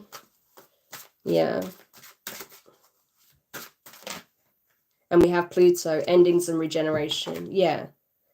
Black moon, Lilith, and Aquarius. Honor your individuality. Yeah, so this is it. Again, this is about respecting that you're different from others. Other people are different from you. Everyone has their own perspective, their own wishes, their own way of viewing things. Okay, so again, this is about being able to see things from the other person's point of view as well as your own. Okay, and honoring the fact that everyone's different. Everyone looks at things differently, and that's okay, right? It's about finding commonality and respecting those differences. And like I say, it has to be like, if this is going to be a partnership of any sorts, it needs to be more equal, right? It can't be one person forcing the other person to comply or invest. So yeah, that's kind of what I'm getting with that.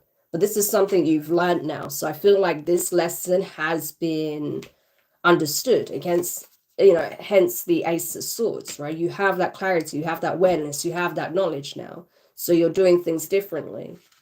So this is just like a behavioral tweak, because you have like, you know better now, essentially. That's the energy. It's like, I know better so I can do better, which is good. That's the whole point, you know. We're constantly having to modify certain things, make certain changes so that we can operate from our highest expression, so we can be the best versions of ourselves, right? So we can show up how we want to truly show up.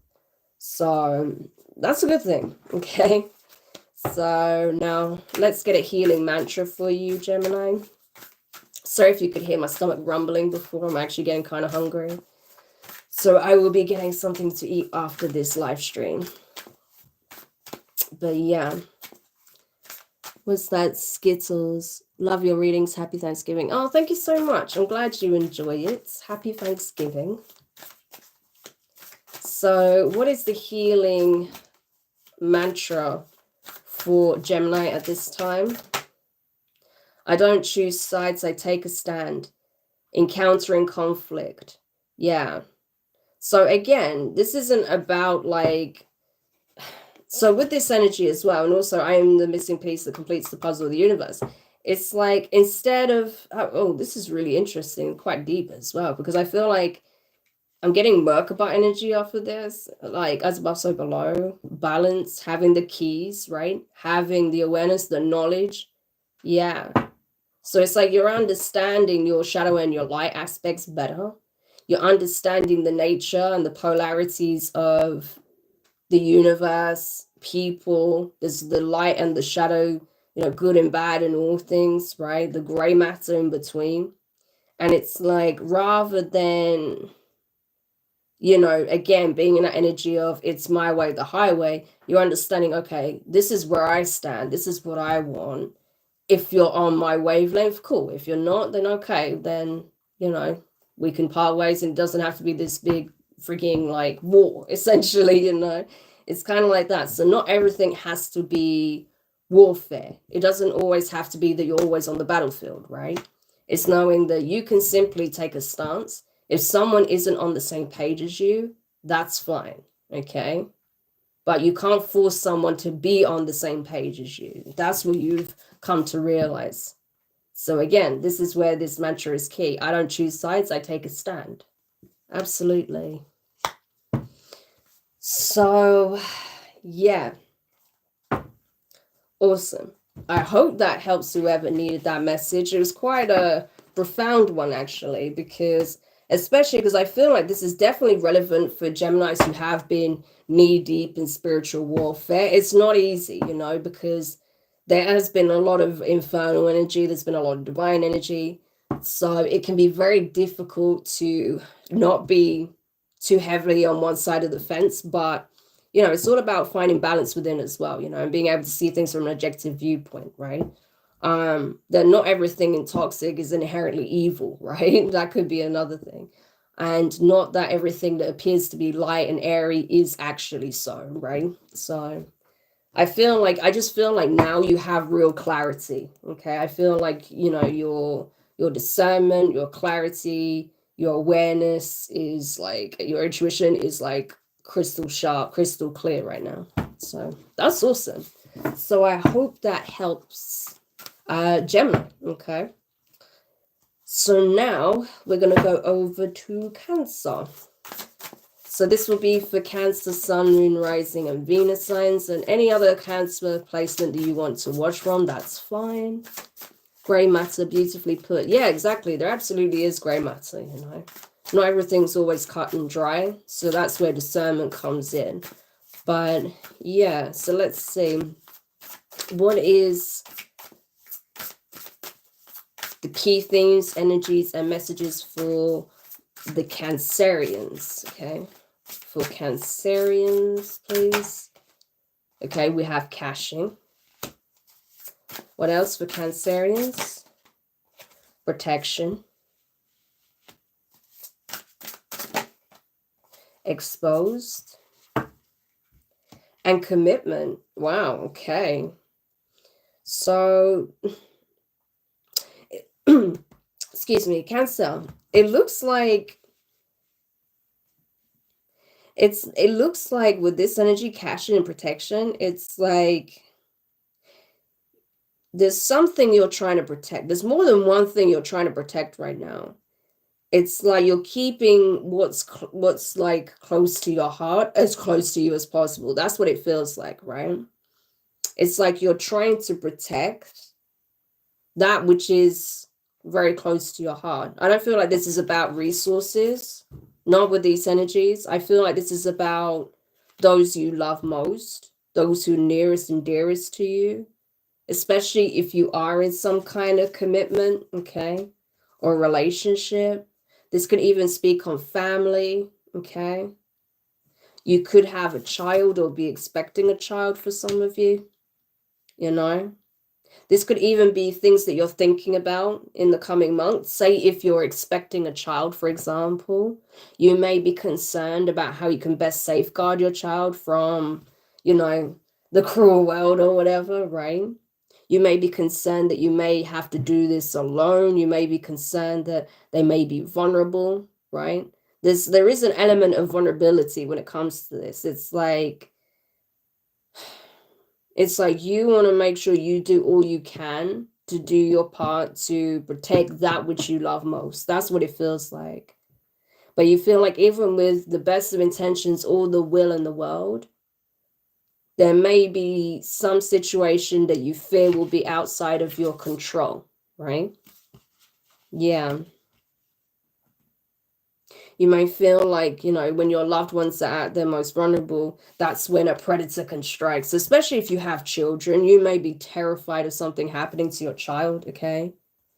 You may be like, you know, expressing your concerns with your partner. That's possible, right? But I feel like, you know, whatever fear you have of something going wrong, right? Something happening to possibly a loved one, a child, right? Or being in a position where you're very vulnerable, okay? Where you could feel like you possibly have to do this, raising a child alone. I don't feel like you're going to be alone. I don't feel like the situation is going to be as bad as you potentially fear it could be, right? Yeah.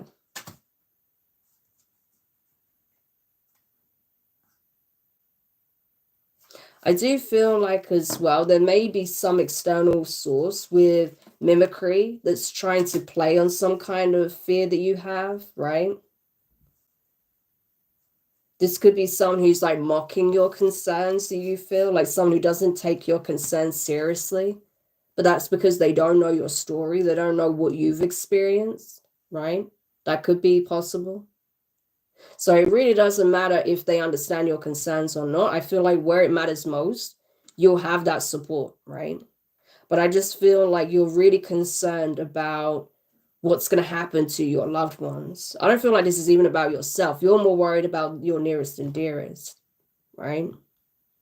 Especially in a situation where you feel like, you know, your child is at that point where they could be branching out, or that you may have to branch out, because this could be you, right? Or someone close to you is branching out. You may be concerned about their well-being, their safety, okay? But you can only do as much as you can do, Cancer.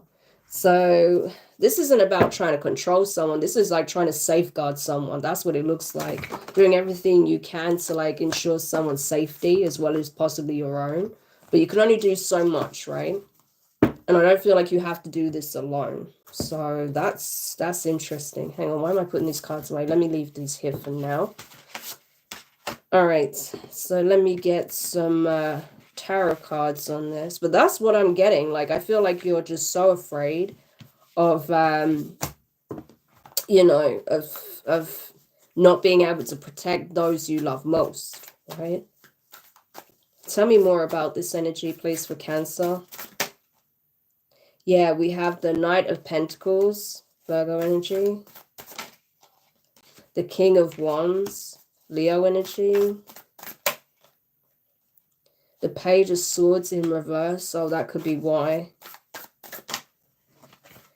You have the Six of Swords. And at the bottom of the deck, we have the Queen of Pentacles in reverse, Capricorn energy. Yeah. You may be concerned. It's like you feel like it's taking you a lot to get to where you're at now. Like you've had to possibly even rebuild, okay, your life in some shape or form. You've had to conserve a lot of your time, energy, and resources. You know, it's like this has been a long journey that you've been on. You've faced a lot of challenges, a lot of obstacles, right? You've been through something here, that's for sure, right? And I feel like you're concerned. It's like you're in this very protective, defensive mode right now because you feel like there's some external person that is not only possibly a threat to you with exposed King of Wands or the Page of Swords in reverse, but this is someone who could have actually like gone to the lengths of following you with the Six of Swords, like has actually been stalking you for a long time. Like this person isn't at a distance from you. This is someone who's been following you. This is someone who's around you.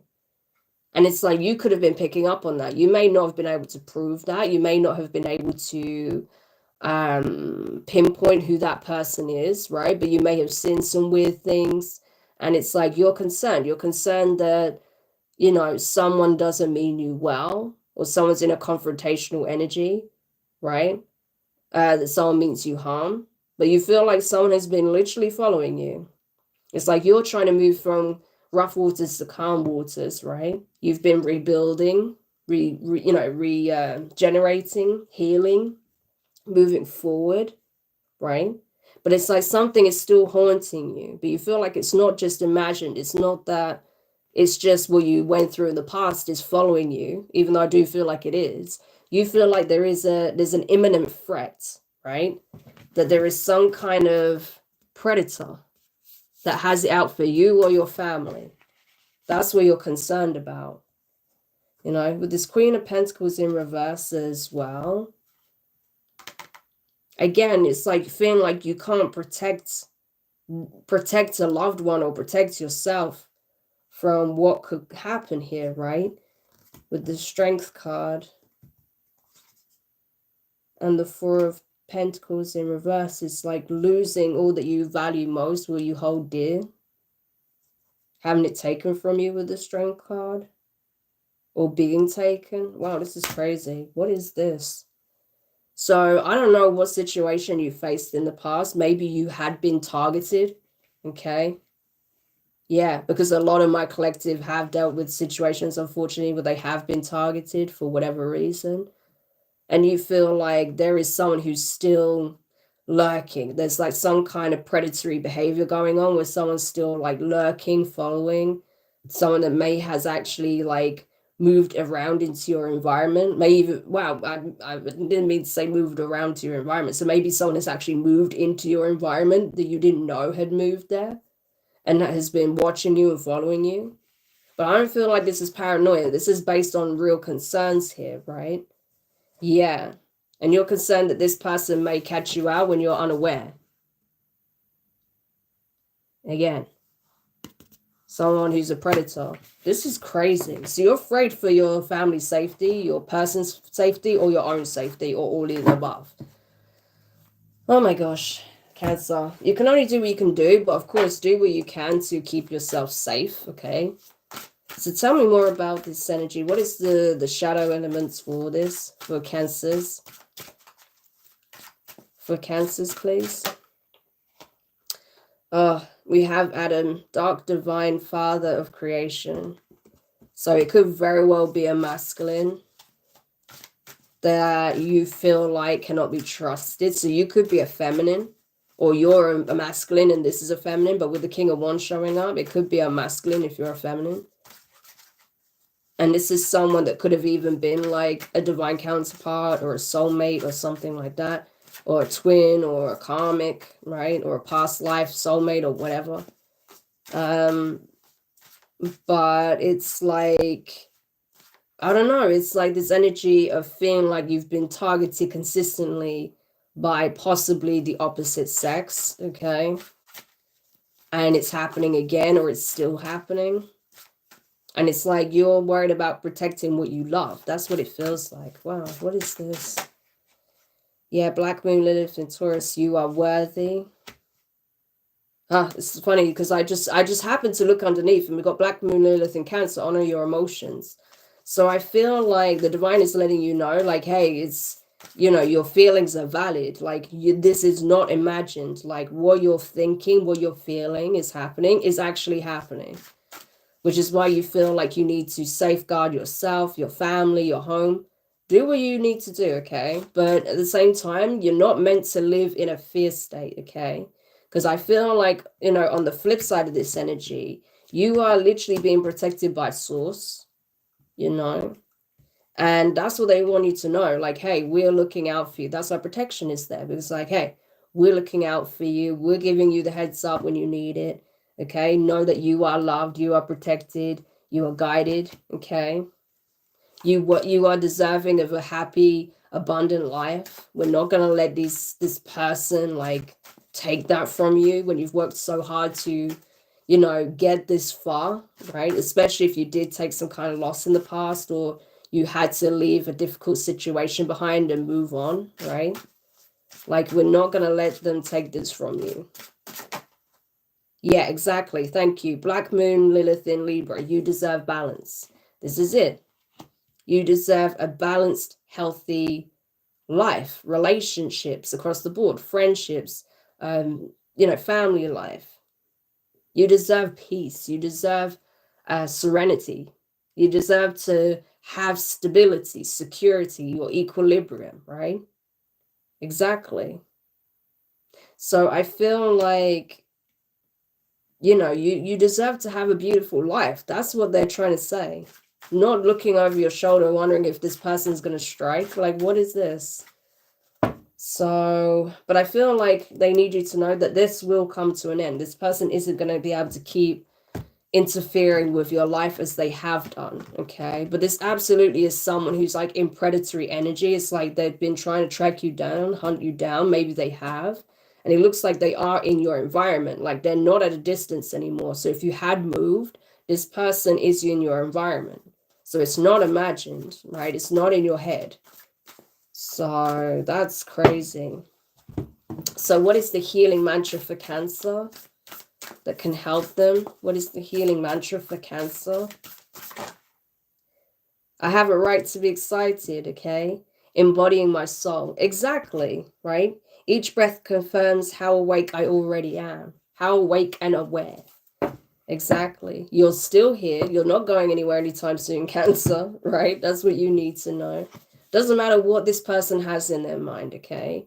The divine's letting you know, like, hey, we are balancing things out for you. You deserve to have a happy life. You deserve to have your peace, stability, and not have these things constantly threatened by someone who's trying to be an antagonist in your life, someone who's constantly trying to rock the boat, right?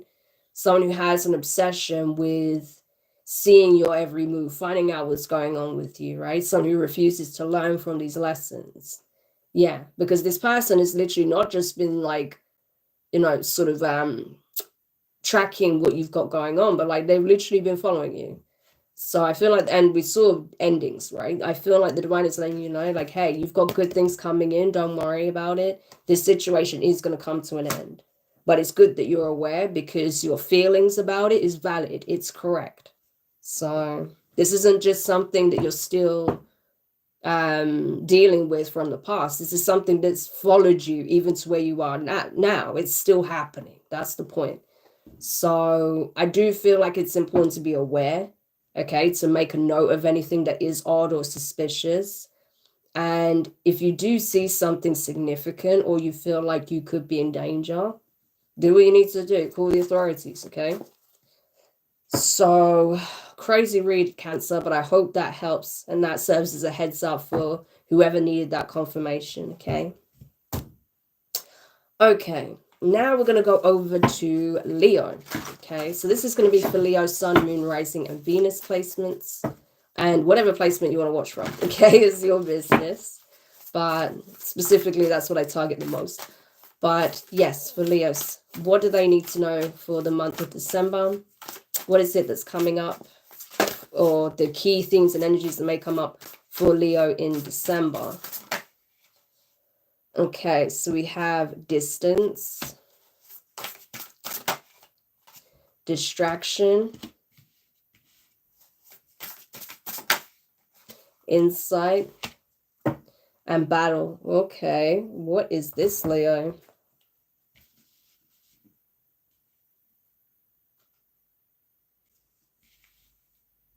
It's like it's like you are the observer in this situation. That's what it feels like, right? You're seeing something that someone else is doing, right? You feel like someone else is trying to cause some kind of injustice to another. This could be someone like who you're close to or you care about, okay? And it's like you're not around. You feel like you're not like directly there in this environment to do something about it, but you're going to act upon it because battle is here. So it's like you're going to take a stand because you are becoming aware, you have some kind of knowledge or insight as to what these people are up to, because I feel like there's more than one person. I mean, we have two crows here, so there could be multiple people involved.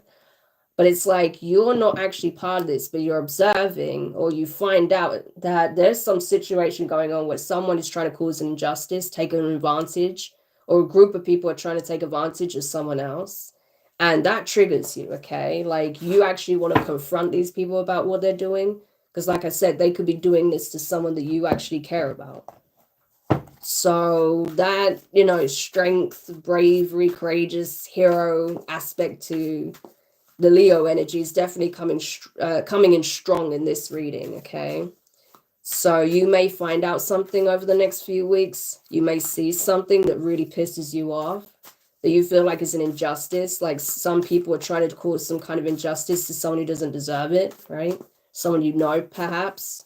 And it's like now you have this awareness on what they're doing and what they're trying to take from this person or how they're trying to exploit this person. It's like you're going to take a stand on it.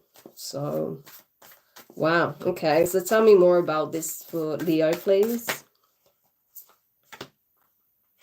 Yeah, we have the Tower in reverse. We have the Queen of Cups in reverse, Cancerian energy, Scorpio energy. The Lovers in reverse, Gemini energy.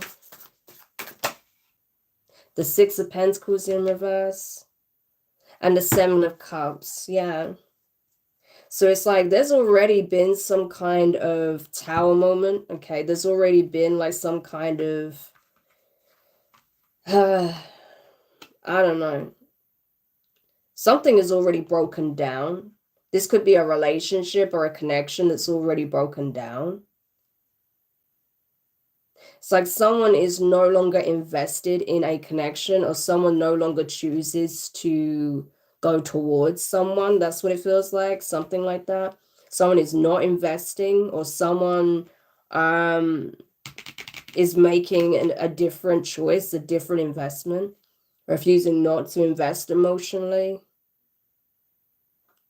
It's like someone has been affected by a situation that came apart, fell apart. Someone's confused in an emotional cloud, unable to see the truth of the situation, unable to see someone for who they are based on what they've experienced. Someone can't see that people are trying to take advantage of them, right? They're not aware that someone's trying to, like, people are trying to take advantage of this person when they're possibly vulnerable. Queen of Cups in reverse, that can either speak on someone who's emotionally manipulative, emotionally devoid, or someone who is emotionally vulnerable. And especially with that distraction energy here, being like people trying to use someone, I feel like this is someone who's like a vulnerable person in some shape or form, right? But someone's triggered by the fact that someone's trying to take advantage of someone who's vulnerable. Yeah, that they've been singled out from all the people that they could target. This is the person that they've targeted, and that's triggered you in some shape or form, because you feel like this person is, yeah, vulnerable. And you may feel like, just because you're not with this person anymore, or just because, things didn't work out between the two of you, or just because the relationship never got off the ground, doesn't mean that you're going to sit back and allow this person to be taken advantage of, right? That's what it looks like. So it's like you're wanting to like fight this person's battle, it looks like. I don't know. Hopefully that makes sense, but that's kind of what I'm seeing here. That's what makes sense with the energies I've got here. So I don't know. It almost feels like you feel like you need to save someone in some shape or form. But do you though? Or do you just need to say your piece if you disagree with something, right? Maybe it's not about saving the person, but it's like maybe you need to bring something to their awareness, or you need to stand up for what you feel is right to these people, right? Or if there's like, especially if they're trying to do something illegal, like steal, because it could be that they're trying to steal something from someone, then you should let the authorities know, right? Because there may even be proof of this as well, something like that. But it's like you're trying to stop something from happening here. Like this is some kind of intervention. Yeah. So tell me more about this for Leo. Like, what is the shadow energies that are surfacing in this situation? We have fermentation, patience, and maturity. Mother Earth. Wow, Ashera, Mother of the Gods. And we have Black Moon, Lilith, and Libra. You deserve balance.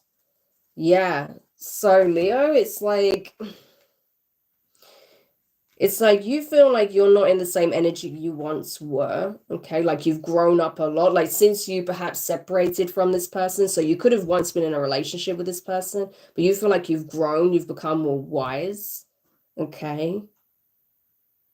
And you may feel like this person, represents this energy, or this could be your energy, right? But with the Queen of Cups being here, it's like this could represent this person's energy. This may not even be a relationship. This could even be a relationship with your mother. So if it's not like, say, for example, someone you had a romantic connection with, this could be like your mom.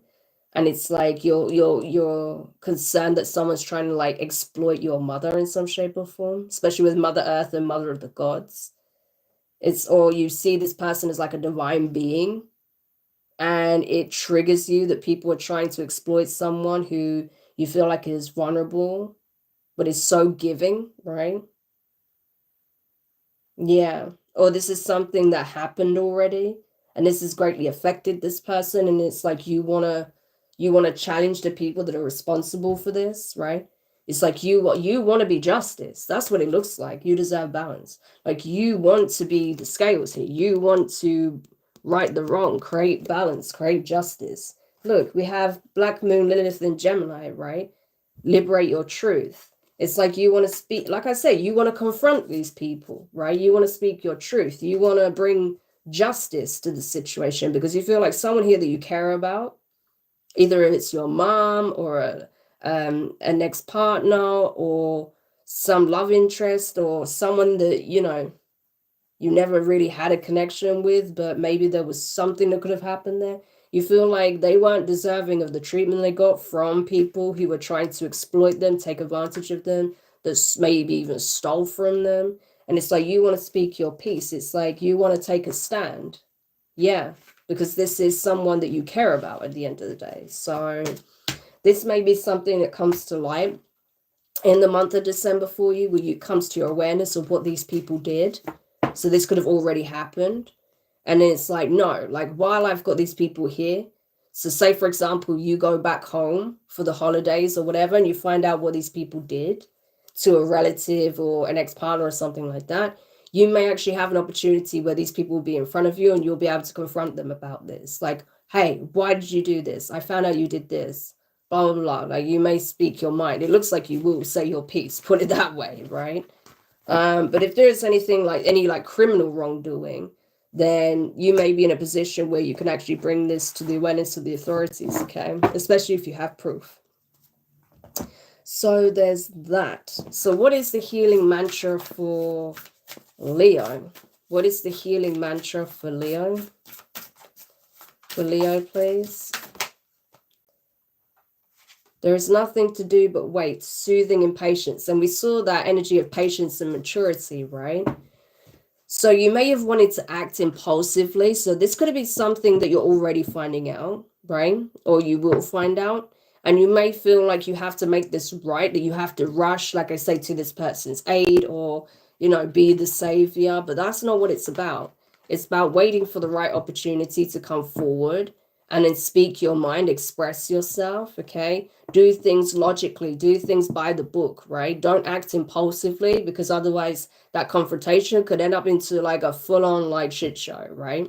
And you don't want to get yourself in trouble. So it's about waiting until you're calm, right?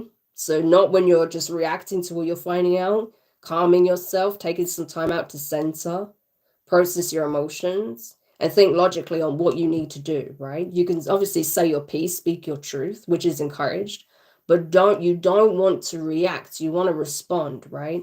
And that's what shows maturity, the fact that you're not just reacting to everything or this situation, that you're taking a moment to collect yourself and then respond appropriately, right? Yeah. So I feel like that's what you're going to do. It may be difficult depending on what these people did, okay, and what you're finding out. But I feel like you'll have an opportunity to speak your mind, but it's, you know, do things the right way is what I want to say, you know, especially like I said, because you feel like someone is like, well, it looks like it's more than one person, like several people or a couple of people have caused some kind of injustice. And you're seeing that it has had some kind of detrimental impact on someone that you care about, right? Like they're very vulnerable. They may be emotionally overwhelmed. This could even be with someone who's, you know, experiencing some kind of grief or trauma or something like that. But there's definitely some kind of injustice here. And it looks like these people tried to steal or take something from this person. Or like I said, definitely create some kind of injustice. So, but you need to be wise and you need to be rational with how you deal with the situation, because you don't want to then put yourself in a bad position, right? So I hope that helps whoever needed that message. Okay. So now we're going over to Virgo. So Virgo will be next. So you can watch this from any placement you prefer, to be honest with you. But let's get into it and see what are the key themes and messages for Virgo in December 2023. So you have direction, observation, mischief, and you also have curiosity. Yeah.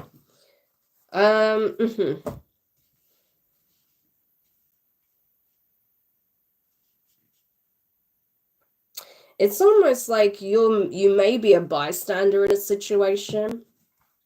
Like when you choose, it's like you may be going somewhere, okay? Traveling is what I'm kind of getting. You may be traveling, especially over the holiday periods, right? And en route, you may actually witness a situation, okay, where people are like trying to antagonize someone, pick on someone, bully someone, may even like try and like do something more, okay? But I feel like you may be in a position where you could actually say something, okay, and stop this kind of behavior.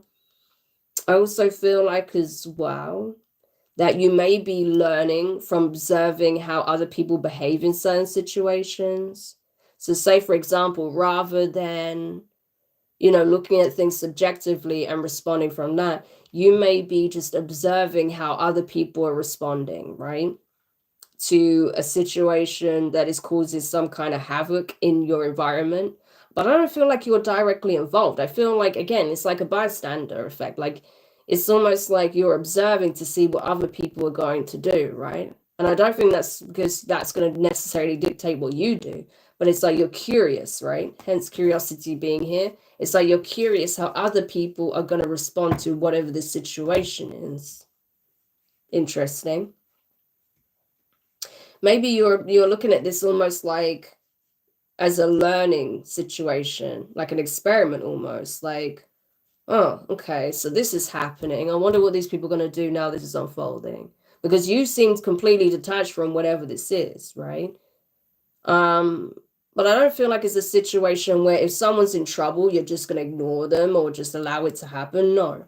I feel like you would obviously, like, you know, try and help. But I feel like this, you know, whether that's like calling authorities or alerting someone who's like, you know, like in a position to do something, or if you can actually say something that may prevent something or whatever. But like, I just feel like there may be a situation that you're not directly involved in, that you witness, that, I don't know, it's like, you know, you're curious about. It's like you're curious how people are responding and, you know, why they do the things they do, right?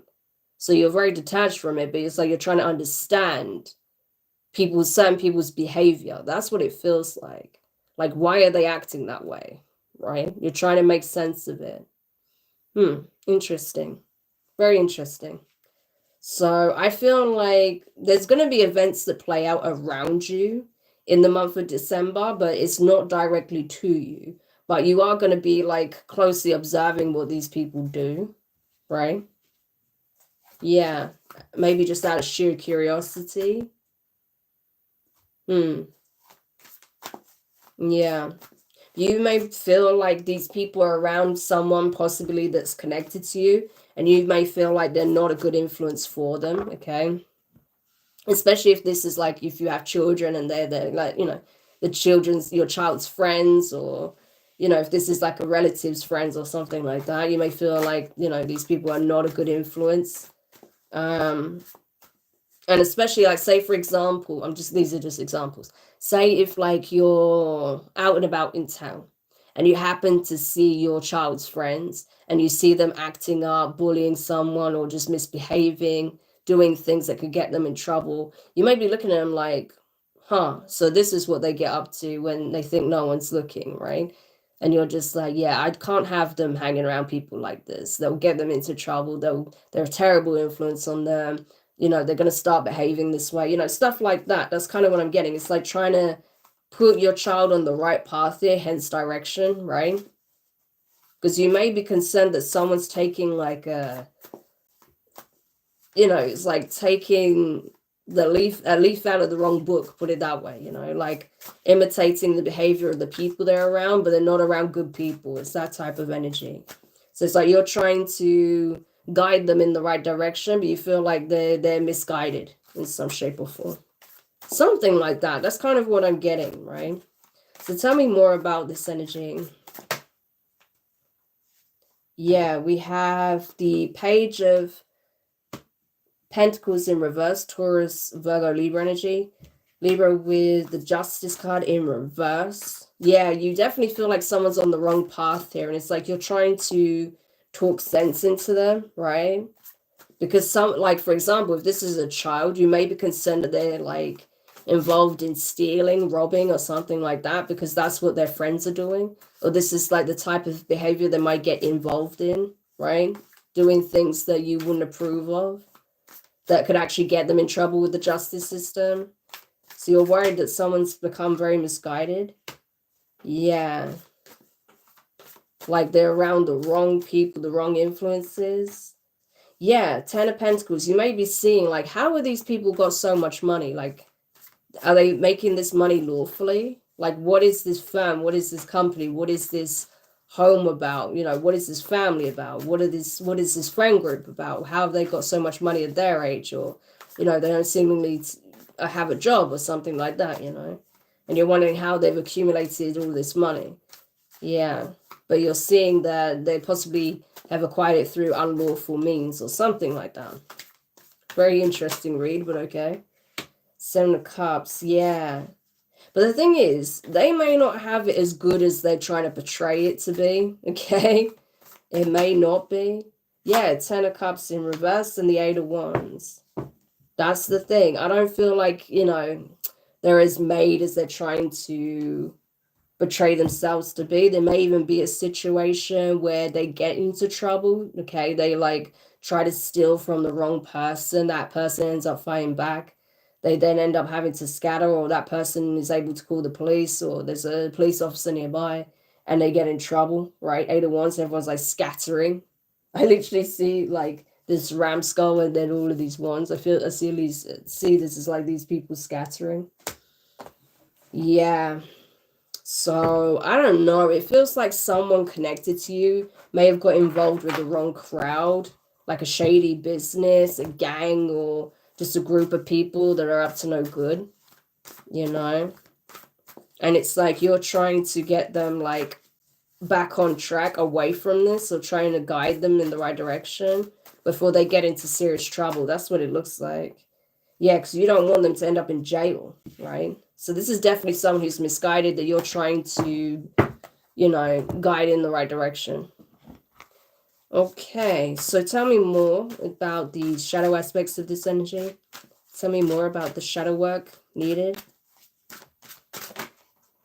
So we have Eve, divine feminine awakening. Again, that's that nurturing motherly energy, like wanting to guide, wanting to support, wanting to help this person get on the right path, right? But it's like, it may be that this person has to learn from their own mistakes, though. That's the thing. Yeah, exaltation, master manifestor. And I think the best thing you can do by talking to them is also by lead by example. Okay. Yeah, because I do feel like there's going to be some kind of positive change here.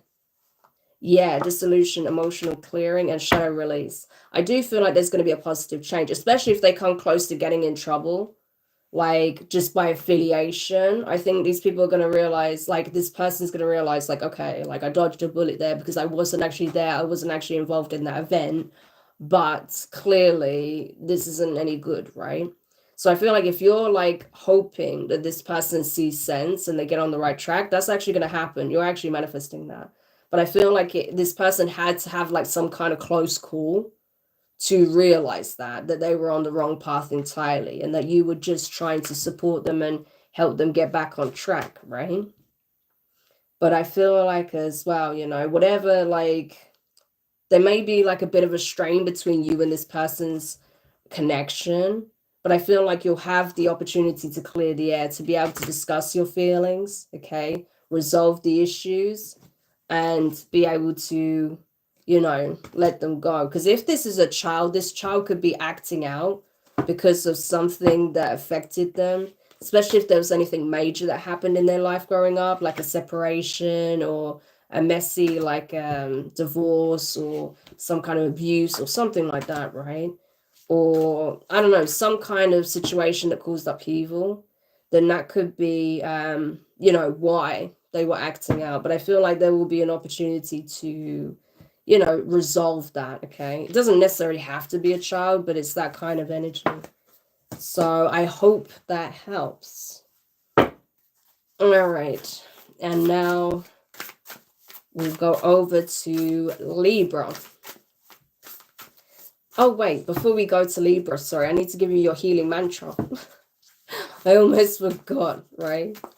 So what is the healing mantra for Virgo that can help them navigate the situation?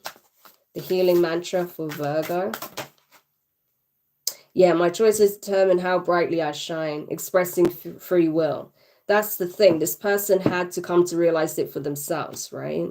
That they don't want to be in this energy. They don't want to go down that route. They don't want to be one of the crowd, right? Getting into trouble just because they think, you know, being around these people make them cool, or doing these like bad things makes them cool. No, this person had to realize like they're better than that, essentially, right? And all you can do is be an example, right? A positive example, and just speak to them and, you know, let them come around for themselves, right? So this mantra is going to be really good for you. My choices determine how brightly I shine. Yes. So I hope that helps, Virgo. All right. As I mentioned, we'll go over to Libra placements now. So Libra, what is it that you need to know? You can watch this from Sun, Moon, Rising, and Venus, or any other placement that you prefer. So what is it the Libra placements need to know for December 2024? What are the main themes and energies? Okay, we have nature, caching. That energy has been coming up quite a bit in these readings. So there's an energy of a lot of, there's a strong energy of like conserving, saving, right? Safeguarding, that sort of thing. Yeah. What else for Libra? Protection. What did I say? And we have bond. Yeah. So you may be feeling compelled, right, to possibly support those who are in a position of need. That's kind of what I'm getting. It's like it's in your nature to want to like help others, support others. You may even be like saving something, okay, putting things in place that will enable you to build something, grow something where you can help those that are in need or vulnerable or less fortunate in some shape or form, right? You could be like, you know, forming alliances with people who have a similar vision, similar goal, right? It's like you and your partner may open up like some kind of start some kind of like fundraiser or charity or organization or something like that. That may be something on your mind. Okay. It's like something that's meaningful to you, something that's very close to your heart. But you could be doing this with like a loved one, right?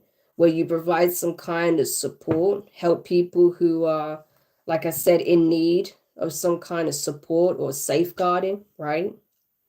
Yeah, you may even open up like some kind of shelter, like an animal shelter, a homeless shelter, or some kind of establishment where people can go for support, advice, guidance, something like that. Or this may be something that you want to, the kind of work you want to get involved in. So kind of similar to what I was talking about at the start of this this live stream, right? That may be something you have been thinking about yourself.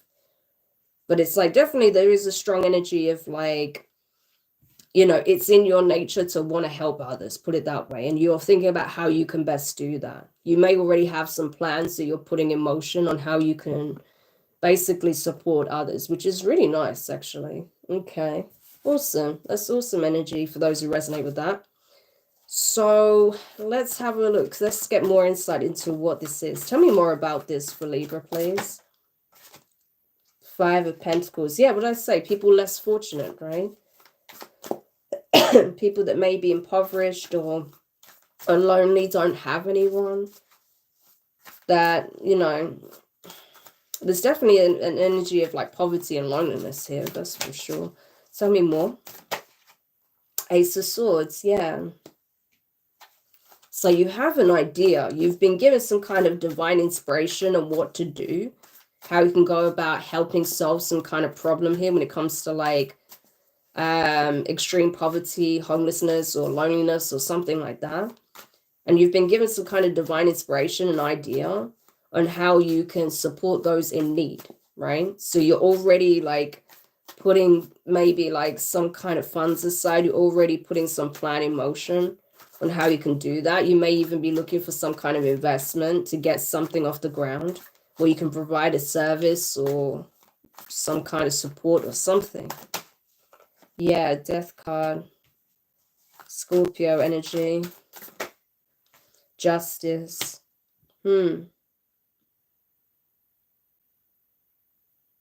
Yeah, so especially if this is like people who have been like widowed or people who have you know, 8 of Swords. Yeah, people that may have been like unfairly treated by the system or let down by the system in some shape or form, right?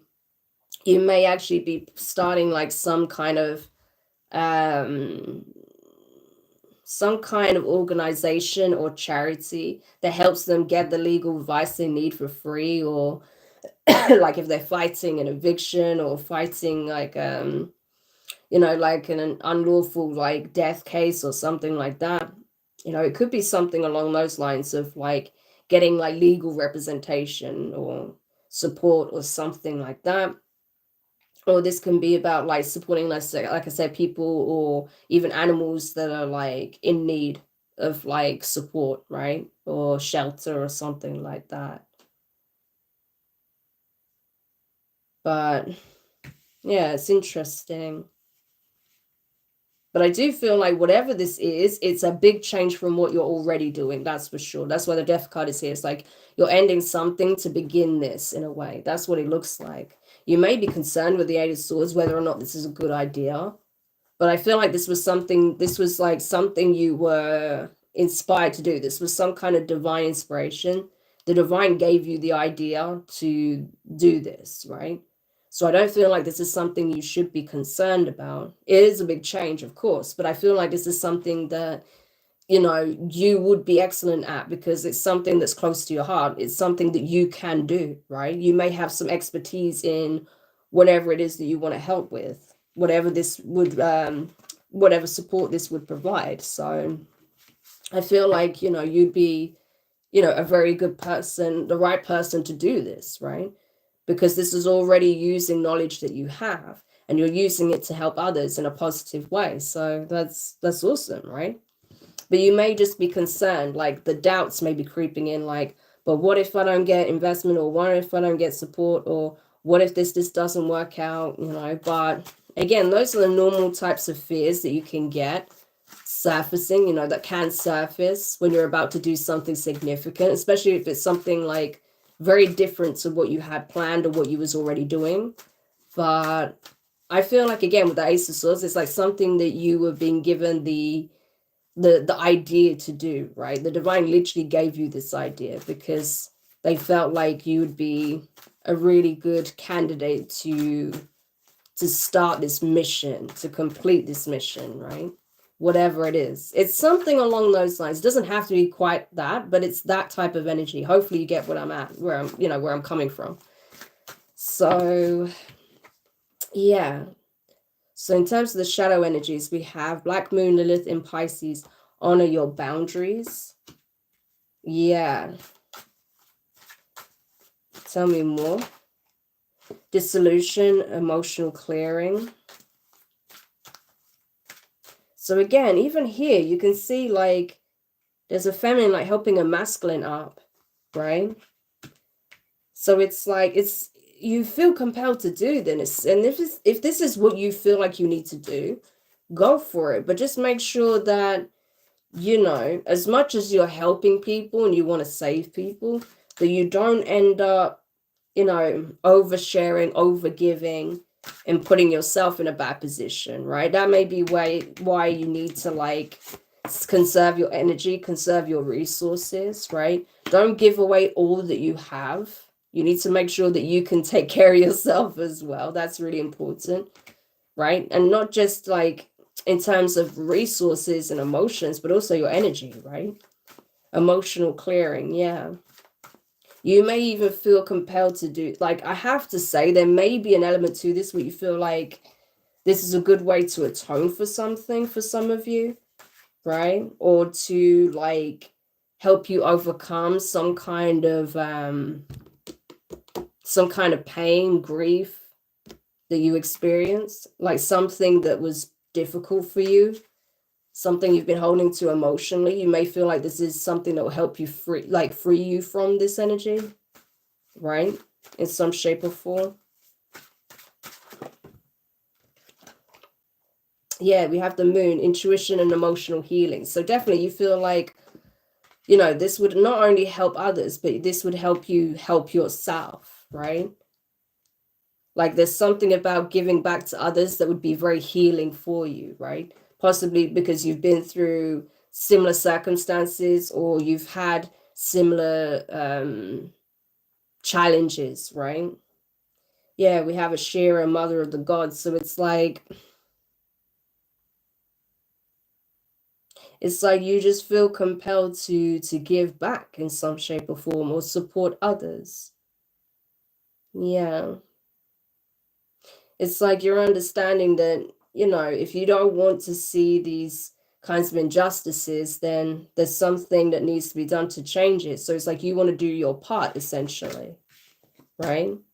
It's like you want to support, you want to help, but it's like you want to save these people, right? In some shape or form, which is not a bad thing at all. Like, it's great that you want to help, but just make sure you're not doing it at the cost of yourself, right? Because you can't help people if you like ruin yourself in the process. So again, that's where boundaries is going to be really key, right?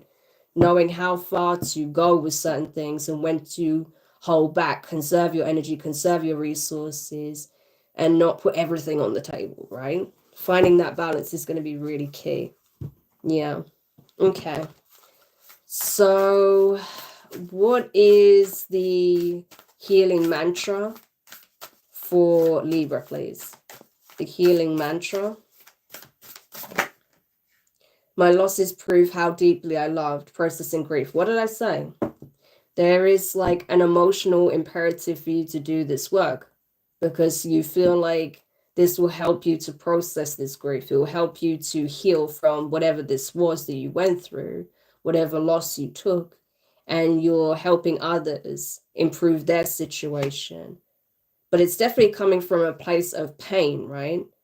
But it's like using your pain to want to bring something positive into the world, which is not a bad thing at all. But just ensure that you're not like avoiding doing the inner work by focusing on others, right? That's the main thing. It's about having that balance between knowing when to do your bit and help others, and knowing that you're using a situation or using some pain that you experience to do some good in the world, whilst also working on healing and navigating through that grief. Okay, so you have to be able to do both, is what I want to say. Otherwise it can become like a form of emotional bypassing if you don't do the two, right? That's what I want to say. So that's why you need to set boundaries. You need to make sure you still have time for yourself, you're taking care of yourself, you're doing what you need to do to help you also heal, and not just like, thinking that, oh, if I do this work with others, if I help others, then I'm going to heal myself in the process. Yeah, that can definitely help, but there's more to it than just that, right? You can't put all the focus on others, because then in some aspects you're going to be neglecting your own needs, right? So it's just reminding you not to do that. That's all it is. Okay. So my losses prove how deeply I loved. Yes, you obviously have a very big heart, Libra, right? Which is why you want to help. And that's why you do feel this loss or this pain deeply. But I feel like if you make sure you also place the emphasis on working through those feelings and doing what you need to do to overcome, then I feel like, your big heart is going to feel very full again. Okay. So I hope that helps. Right, now, last but not least, I can't believe this stream has been going on 3 hours. That's the longest stream I think I've done on this channel so far. So, yeah, no wonder I'm a little bit tired now. But hopefully they're still making sense, I hope. But those are the energies I've been getting anyway. So we'll see what you need to know now. Scorpio. So this could be for Scorpio, Sun, Moon, Rising, and Venus signs. You can watch from any placement that you wish. But let's get into it. What is Scorpio needing to know as I say at the time of the watching, but in December. For December 2023 for Scorpio, please. So we have direction for Scorpio. Commitment. Caching. This energy keeps coming up. It's so funny. And at the bottom of the deck, we have anticipation. Oh, you're preparing for sure. I'm surprised preparation isn't here. Routine. Yeah. It's like, I'm getting gathering, like hunter-gatherer energy, right? It's like getting all your ducks in a row. You're preparing for something, though, for sure. It's almost like, It's almost like you want to put yourself in the best position possible. You know what I'm getting? Like it's like literally like birds when they're preparing the nest for their future mate. I'm getting that for some reason. So I don't know if like you've met someone and you're looking to take things to the next level. So you're thinking about like, okay, are we gonna live together? You know, it could be something like that. Or it's just that you want to put yourself in the best position so when you meet your person, you know, things can just grow and build and you're not worried about external things, right? You can focus on the connection. It's something like that. It's almost like you're preparing for your soulmate, you're preparing for your counterpart, or you're preparing for taking them, you know, taking things to the next level with your person here. That's what it looks like, right? And it's almost like you're playing out in your head like how your life would be and what your new routines would be, and you know how it would be to live together, how it would be to, you know, kind of build upon this commitment. Like so either you are in like some kind of long-term commitment and you're looking to take things to the next level, or this is what you want and you're already preparing for that. Wow, that's really interesting. But it's like you're set on this. For those who resonate with this, it's like you're set on this. Like this is what you want. So it's like you're putting your best foot forward, getting all your ducks in a row. And it's like you're preparing for this life you're gonna have with your person. That's really cute. Okay. So tell me more about this. Yeah, what did I say? 10 of Cups. First card out. The Fool card. Aries energy, the Two of Wands in reverse. Oh, too many cards, just one card, please. The King of Swords in reverse, Aquarius energy, and the Wheel of Fortune. Yeah. So it could be, like I said, there's already a relationship here, right? And you're like ready to take it to the next level, right? This is something that like you've been waiting for. Like the idea of taking things to the next level makes you extremely happy, right? You see yourself having like the perfect family life with this person, or this is something that you're looking forward to having in the future when you meet the right person. Like you can already envision what your life would be like, right?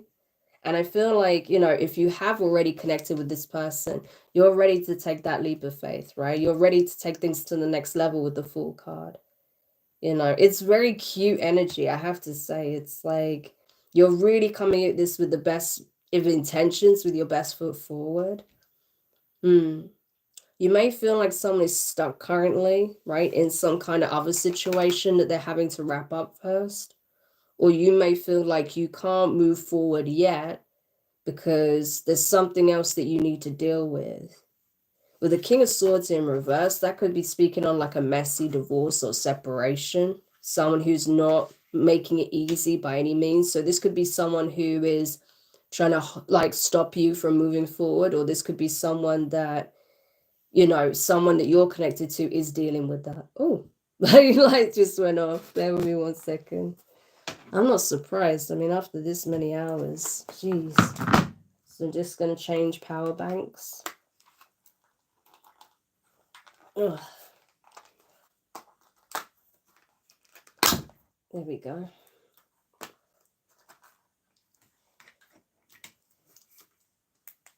Oh, that's bright.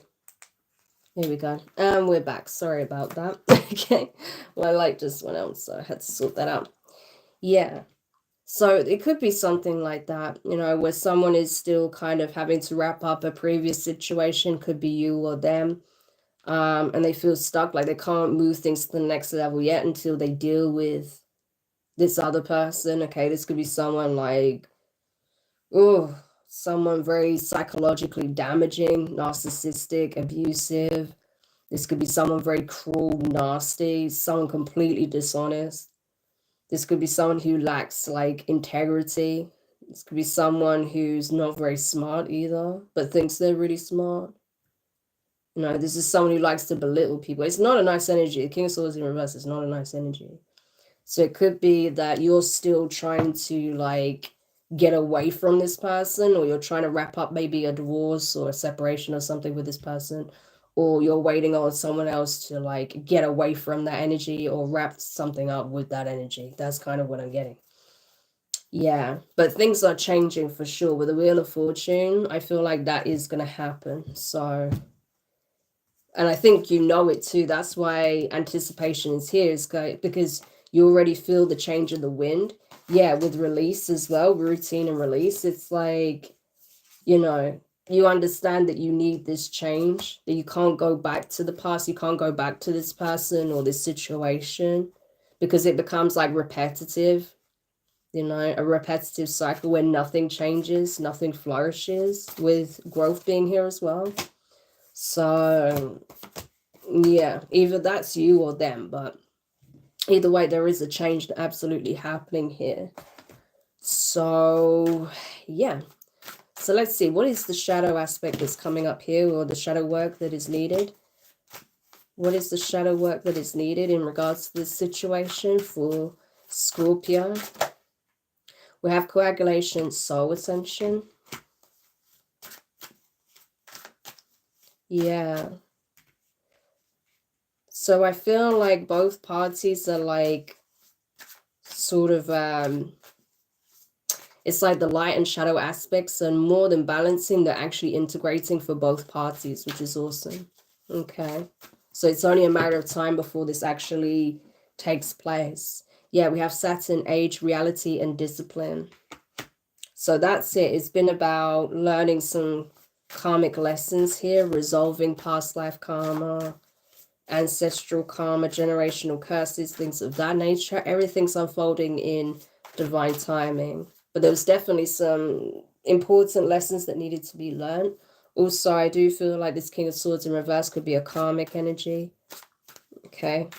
That is about to get a wake-up call, okay, for being like, you know, not a nice person, put it that way.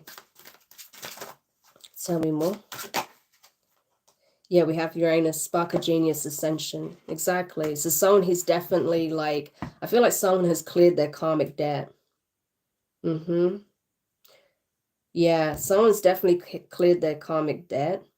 And I feel like they're being given an opportunity to imagine a new reality for themselves, especially with Neptune energy being here, magic, imagination, illusion. It's like someone felt that they were confined to, like I said, that routine, right? The meeting the same kind of energies, being stuck in the same karmic cycles, right? Never being able to break free and experience something different. But that's actually happening because someone has learned all their lessons when it comes to this, okay? When it comes to like these kinds of relationships. Someone has cleared karmic debt, okay? Maybe cleared some ancestral curse or generational curse, something like that. So they're now ready to birth and set a new precedent here, right? This is setting like a new legacy here, right? So instead of it being like a generational curse, for example, this would be like a generational blessing, right? Different energies, so that when future generations come along, they're not going to have to go through these heavy cycles, right? They're being perpetuated. No, because they're going to be entering an environment, a relationship that is established on solid ground and love and commitment and unity, right? So it's a completely different vibe. That's what I'm getting. Yeah. So this is awesome, but it feels like there is definitely an integration process taking place. And I feel like someone is almost done with some kind of karmic debt, karmic contracts. So that's wrapping up. And I feel like that could be you or this person. But either way, you're both ascending. You're both going through this integration. You're both clearing out old karma on some level. And there is, you know, a union is about to take place, or things are going to evolve in this union. So, wow. Okay, and now finally, what is the healing mantra? Too many. What is the healing mantra for Scorpio? My hearts will love again. What did I say? Healing heartbreak. So you could have, you know, you're going through the process of letting some past situation go, right? Even if someone's like refusing to let you go or trying to make it as painful, as difficult as possible. I feel like you're doing it, you're breaking free. And it's like, as you're going through this healing process, it's like you already know that your person is coming. You feel it, right? So it's like there is no doubt in your mind that you will experience love again. And it's going to be pure. It's going to be something ascendant, something divine, right? So you're already sort of laying the foundations, and you're already preparing yourself and making sure that you heal, you know, from this past situation, and you don't project those fears onto your new person. That's pretty much the energy here. But you are definitely getting through this, that's for sure. So my heart will love again. That's a great mantra for you, because you already know that, and you're actually like already embracing that energy. So that's awesome.